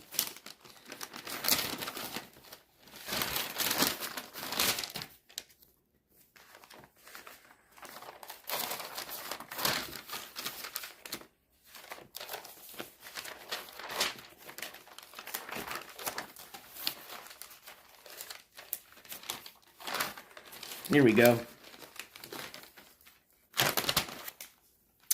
So that person's name was Jill. Sorry, I'm looking at the laptop. First name Jill, last name is spelled Troia. So if you want to do your own research, that is one of the names you may want to look up. And then, of course, that individual that we brought up today, the new character or accomplice, I'm going to say now we've got 3 accomplices. Remember, that's my opinion. Now, we know 2 of these individuals were for sure accomplices, his daughter and his girlfriend. But we just introduced today a 3rd accomplice, allegedly, by the name of Dennis, Dennis, Roy Yancey. Okay? And that is the gentleman that was put in prison and sentenced for the strangulation and murder of his ex-girlfriend, Marie Parker. Who, remember, they say Marie Parker, or this gentleman, Dennis, claims Marie Parker, before he strangled and killed her, was tortured and R-worded by David and his girlfriend. And he was friends with these people. You follow me? Then we have Reddit posts saying they saw this serial killer, David, in 97 with this other gentleman, Dennis, at Cochiti Lake. So there was a relationship already starting before a lot of this investigation started. So that's what I'm saying. I think now you've got 3 accomplices. I think you got 3 people that are out there right now that know a lot more. And I think that's disturbing and scary at the same time.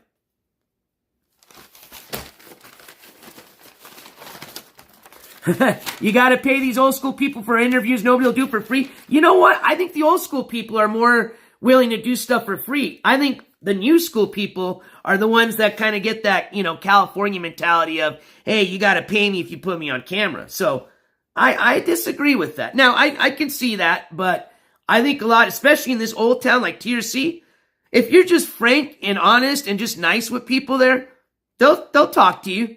A lot of people just like to have a friendly conversation. So we'll see what happens. No, we're done with live feeds for Ski Mask Andy. He can do his own live feed for you guys. Now, we are going to be obviously, providing court coverage updates just like we did the other day. But, unless something changes, I think as far as live coverage on the Ski Mask Andy court case, we've already moved on from that. A lot of other bad apples to cover. And frankly, Ski Mask, remember, like I said, walls were closing in. Take some time, but believe in the justice system, and it's all coming down now, okay? And quite frankly, they're the ones that put themselves in that situation, nobody else. So, I have no remorse. Alrighty, folks. Dawson says that info I got as well. He does possibly have a Facebook profile, but I don't know if it's real. And see, what I read about that, Dawson, was some people were saying that the date on that profile was actually showing the date matched while he was supposed to be in jail. So that's why they weren't sure if that made sense. But hey, depending on when that was, he could have had a smartphone in jail. We've seen the TikToks from jail. So who knows? But yeah, I mean, if anybody can make up a Facebook post and name it whatever they want, right? But it'd be interesting. I mean, if David is still around, that's probably a guy you might have to pay for an interview. That's why I was hoping he was going to be in jail or in prison. Because in prison, most of the time, if you just buy something like, say, give them a little money for their commissary, they'll talk to you.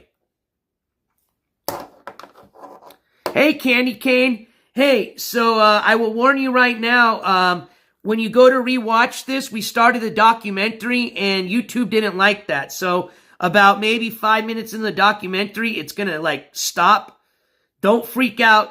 Just wait a bit or fast forward. And then the live stream comes back on. So just as a warning.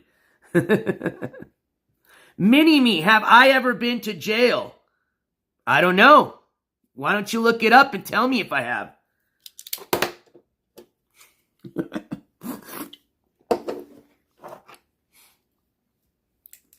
Yeah, I hope so too, Zen. I mean, ultimately, my main concern are his parents, you know, his family. And hopefully they're going to do the right thing now that he is out of the house. They know what to do. It's just a matter of going forth with it. So, and then on his side, yeah, I mean, you know, I don't wish anybody, you know, a life of just, you know, bad luck and horribleness and shit. Although that individual wishes that and horrible things on people, I can be different. So I hope he does get help, you know, for his sake, for his daughter's sake, for his family's sake. But remember, that individual, when you're at that age, 40 years old, if they don't want to give it themselves, unfortunately, they're probably going to have to get it, you know, forced upon them, which is through a, you know, a sentence, a jail sentence. And there are some good programs through the prison system that he can, you know, he's been through it. He knows what's out there. You know, he started on medication in the prison system. He just doesn't continue to take it. And if he really needs it to help him, you know what I mean? So definitely, it all comes full circle for sure. Gotta want it. Yep. I agree. So, let's see here. Let's talk about what we got planned for the week. So, what I'm going to be doing this week, starting tomorrow, is pulling a lot of paperwork. So, that, you know, takes time. I submit for it. Hopefully, I can get some of those requests back by the end of the week. That would be great. So, we can start going over some of that paperwork. Wednesday is when I'm planning on heading down to Tier C in the Elephant Butte area so we can continue our IRL investigation into the David Parker Ray case. Let's see here. So that'll be Wednesday. Then we're going to be going into the weekend. So I have some other things planned. Some that are court related, some that aren't. Pretty much where we're going to start getting really crazy is heading into October. I've got a really fun and exciting like Halloween week / weekend planned for you guys. It's going to be a lot of fun. It's going to be crazy. It's going to be just good IRL stuff, you know. But we are going to be doing a lot of court stuff as well. So, yeah, it's almost a play by the ear, really, because we've got a lot of people we're following that we're providing updates with, but certainly we can start a new update like we just did. We started new court coverage on Jimmy the Christian. We know that individual's going to have some court dates coming up soon. That's part of the paperwork that I'm going to be filing this week, and for some body cam footage and et cetera, et cetera. We're going to be giving you an update on the Cyrex case. That person's probably got a court case coming up soon.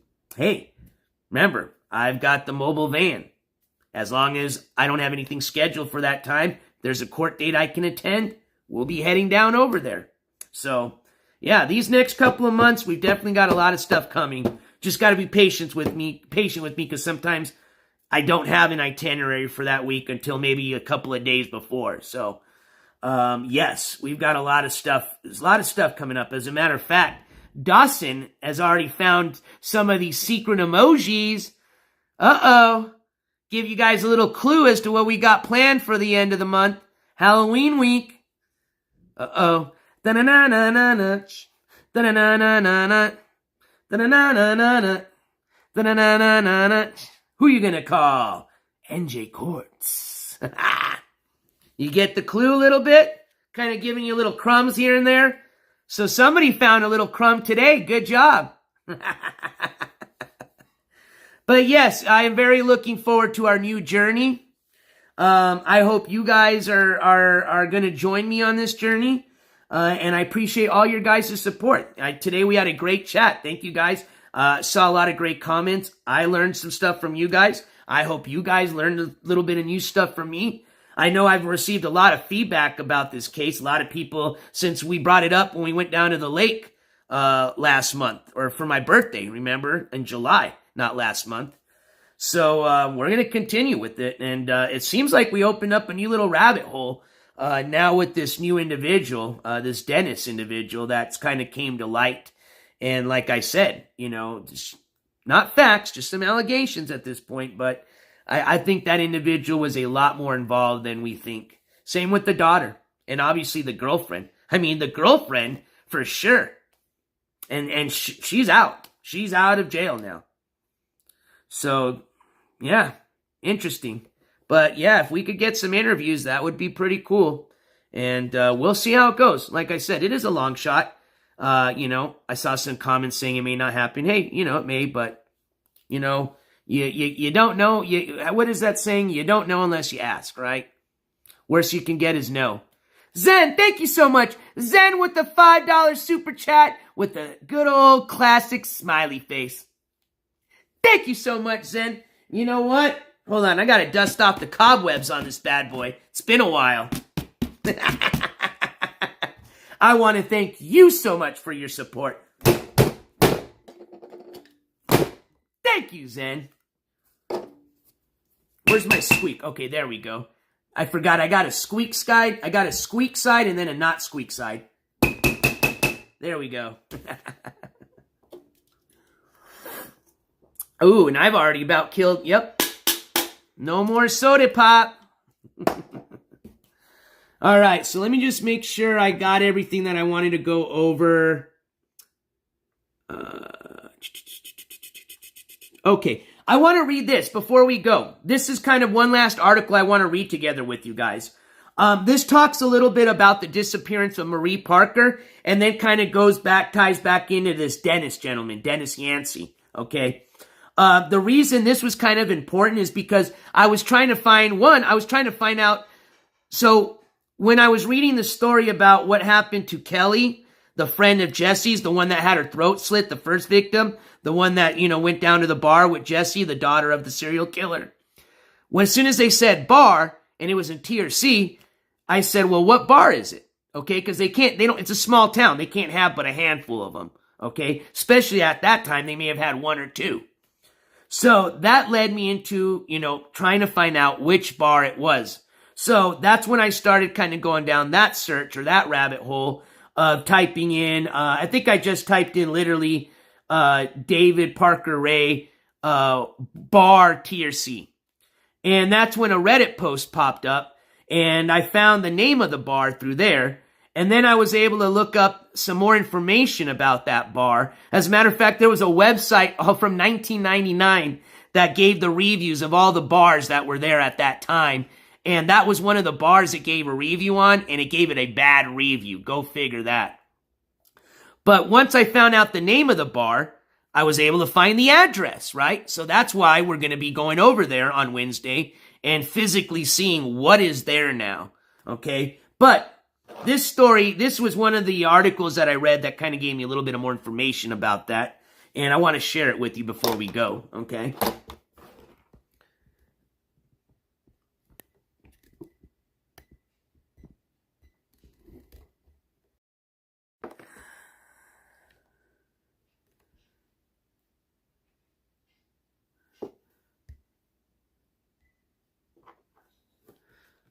All right.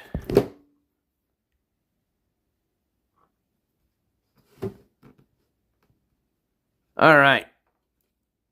So this says New Mexico murder suspect reportedly pleads not guilty. Truth or Consequences, New Mexico. This is dated April 13th of 1999. Dennis Roy Yancey, 27. So wait, let's write that down. So he was 27 in 99. How old is he going to be now? Let's just round that to, so add 23 years, add 24 years to that.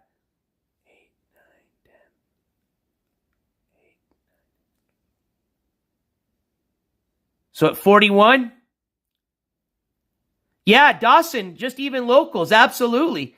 I'm going to see if they have a library, too, that I can go down and see if I can get some old microfiche, images and, I don't even know how they make the copies of those, and see if there's any old articles that came out during that time. I mean, it's just back in 1999. I'm making it sound like this is back in like the 1930s.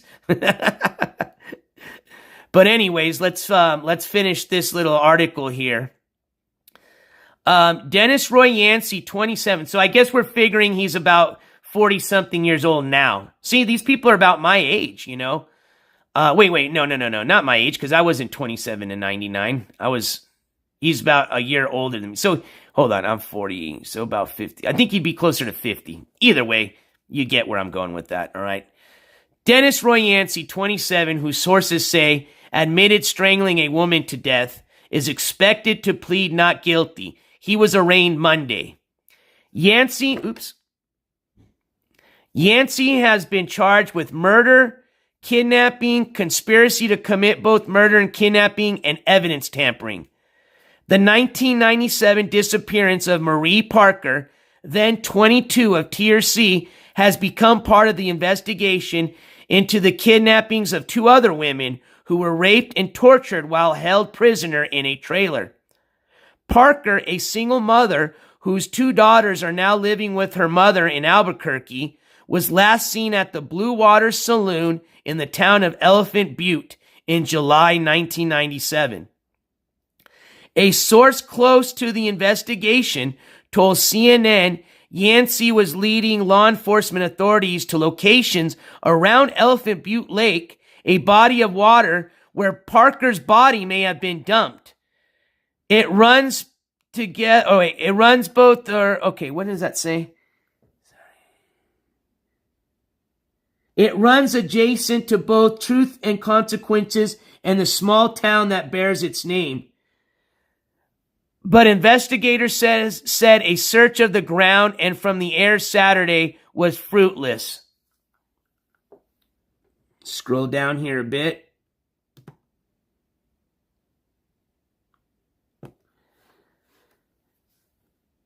The source says Yancey confessed to law enforcement officials to strangling Marie Parker.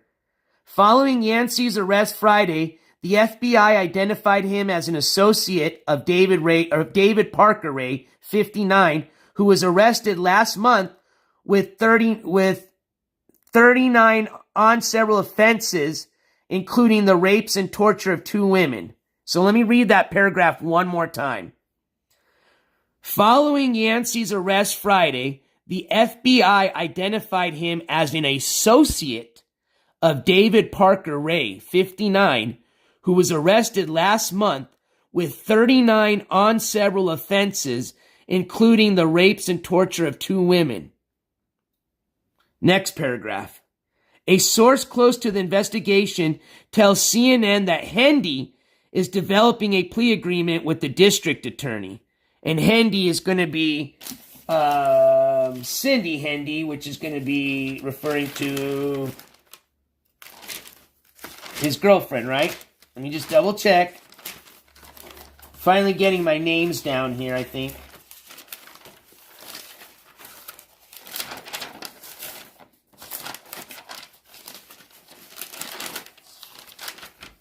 Here we go.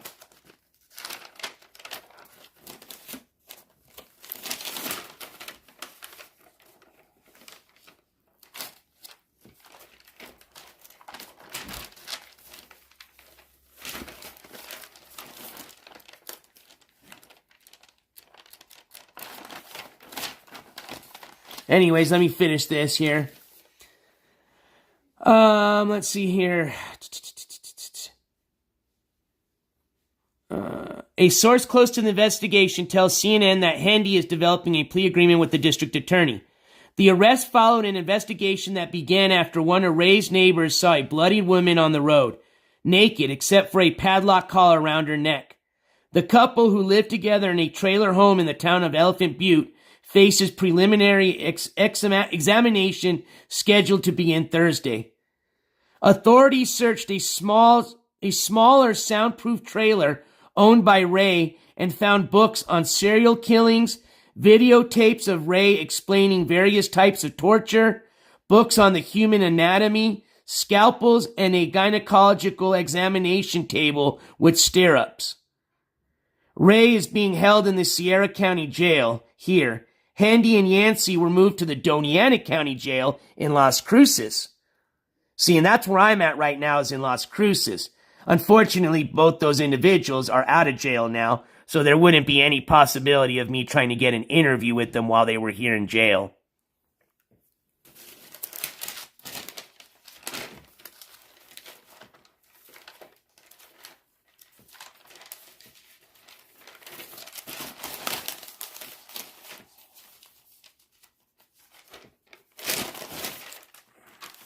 Yeah, that's right. So Cindy Handy was David Ray's girlfriend, and then Glenda Ray is, or AKA Jessie, is his daughter. What up, Henry? Good to see you. It's horrific to think that something like that was going on and people knew about it. Absolutely, Candy Cane. That's what I'm saying is I have a strong feeling that in addition to those three accomplices, which was the girlfriend, the daughter, and the friend, Dennis Yancey, I think there was obviously more people that knew about this. Now, were they participating in any of this? I don't know. Did they at least know? I think they did. Hey, we've got a new member of the jury. Welcome, NJ Shorts. And again, welcome to all our new members. I think we had a couple new members today, so thank you guys for your support, and welcome to the jury. You've got a bunch of new emojis you get to spam today. Exactly, Zen, but I mean, I'm glad, one, that this stopped. This guy got caught. I mean, it's sad that he ended up dying of a heart attack 2 months into his prison sentence. Obviously, I would have wanted this guy to remain in jail for the rest of his life and died a miserable, slow jail sentence life. I mean, actually, no, I don't wish that on people, but this guy was nasty and horrific, and I do wish that on him. I apologize, but he died, and he died with all those secrets. And you know what? Watching him in a few of the interviews that we saw him in yesterday, and watching him, I watched, listening to that tape, finishing up listening to most of that audio tape. That guy, I can tell you, is a sadistic piece of shit and has no remorse about anything he did. And that's why he took all those secrets to the grave with him, which is disgusting that he wouldn't just give, the locations, at least the best he could, to give some people, some families, some type of peace of mind as to where, their daughter, their son, whomever it was, that went missing, and obviously he's been gone so long. I'm sure they probably, have already figured that this person's deceased. But either way, they would at least like to know, right? So I think it's just effed up that this asshole ended up dying like that and taking all those secrets with him. Hey, Candy Cane, so can somebody tell me, did somebody just donate some memberships? Because unfortunately, it does not tell me on the Prism app. Because that's what I'm thinking happened. So if that's the case, I want to thank whomever that was that just donated those memberships.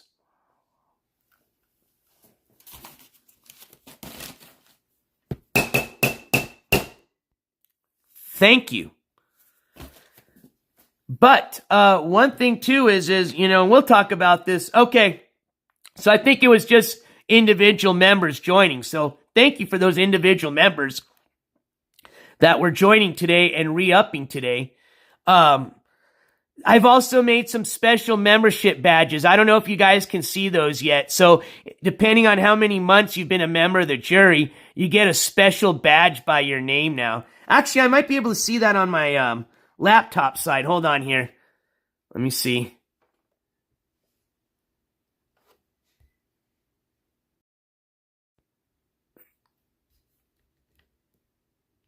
Oh, Riot Coke. Riot Coke found one of the new emojis.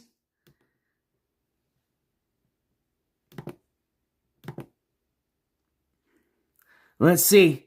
Oh, yeah, I see some of the badges now. So I can tell, I think Candy Cane is probably, are you a 2-month member? I think what I did was like, so the 1-month members get the traditional star. It's like the sheriff's badge with the gavel in the middle. That's a 1-month member. I think I set the 2-month members is like a picture of me with my glasses all,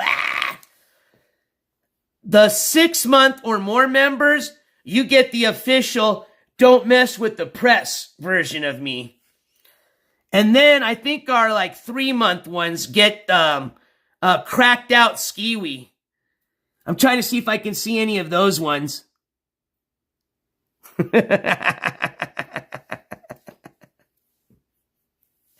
A grab dance? Zen, you missed my crab dance from last night, my friend. Just play the replay.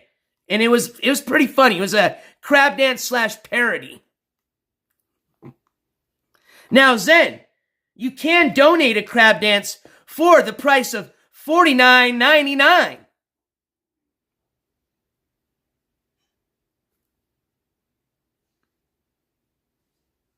No? I tried.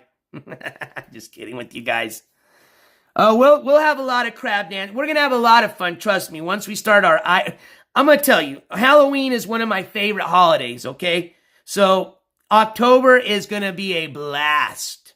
September is going to be a lot of fun. We're going to do some fun stuff too this month. But I'm telling you, come October, there'll be crab dancing. There's going to be, I'm going to be sweating off 20 pounds of sweat just crab dancing. Zen with the $5 donation. Thank you so much. Zen with the $5 super chat. And it says super chat received. I'm still going to give you some love. Hit it. All right, you know, Zen, here you go. I'll give you $5 worth of crab dance. Is that fair?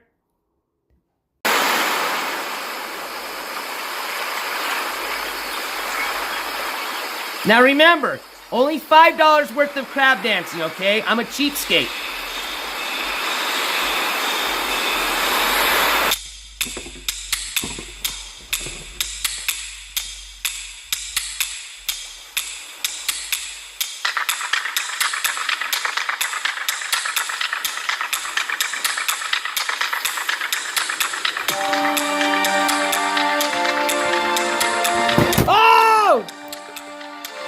Just did to my then. Look at what your $5 crab dance just did to my fucking computer.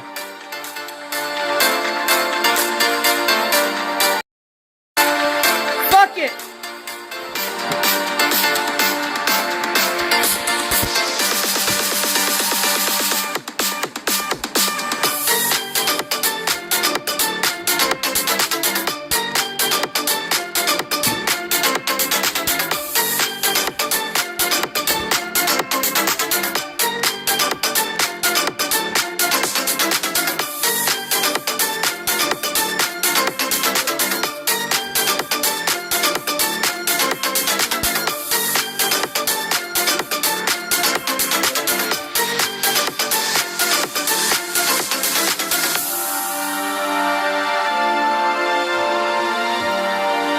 All right, that's $5 worth. Oh no! We added $20 more of the crab dancing. Thank you, Dawson.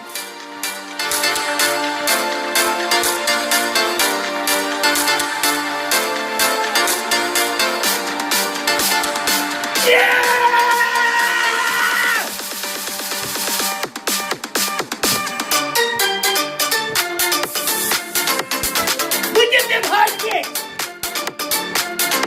Keep seizing, motherfuckers! Want some of the booty? The booty for the haters?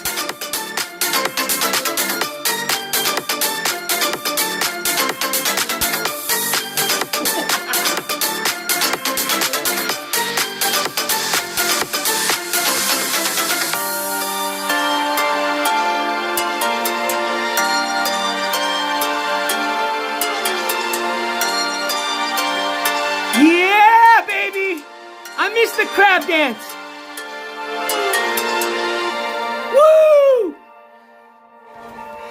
Thank you, Zen. Thank you, Dawson. You guys got a half off deal today, okay? You got it at 50% off. Don't say I don't love you guys. I just hope my laptop actually isn't effed up today. Because then that's going to mean now I'll be minus $1,250. Wait, no, it wasn't that much. No, minus $499. Woo! All right, you guys. I think it's back up. I think it's working. I think we're good. Yeah! Fingers crossed, fingers crossed. Hold on. I think it is. It looks okay. I think it's doing an update right now. Check it out. See? Are we okay? All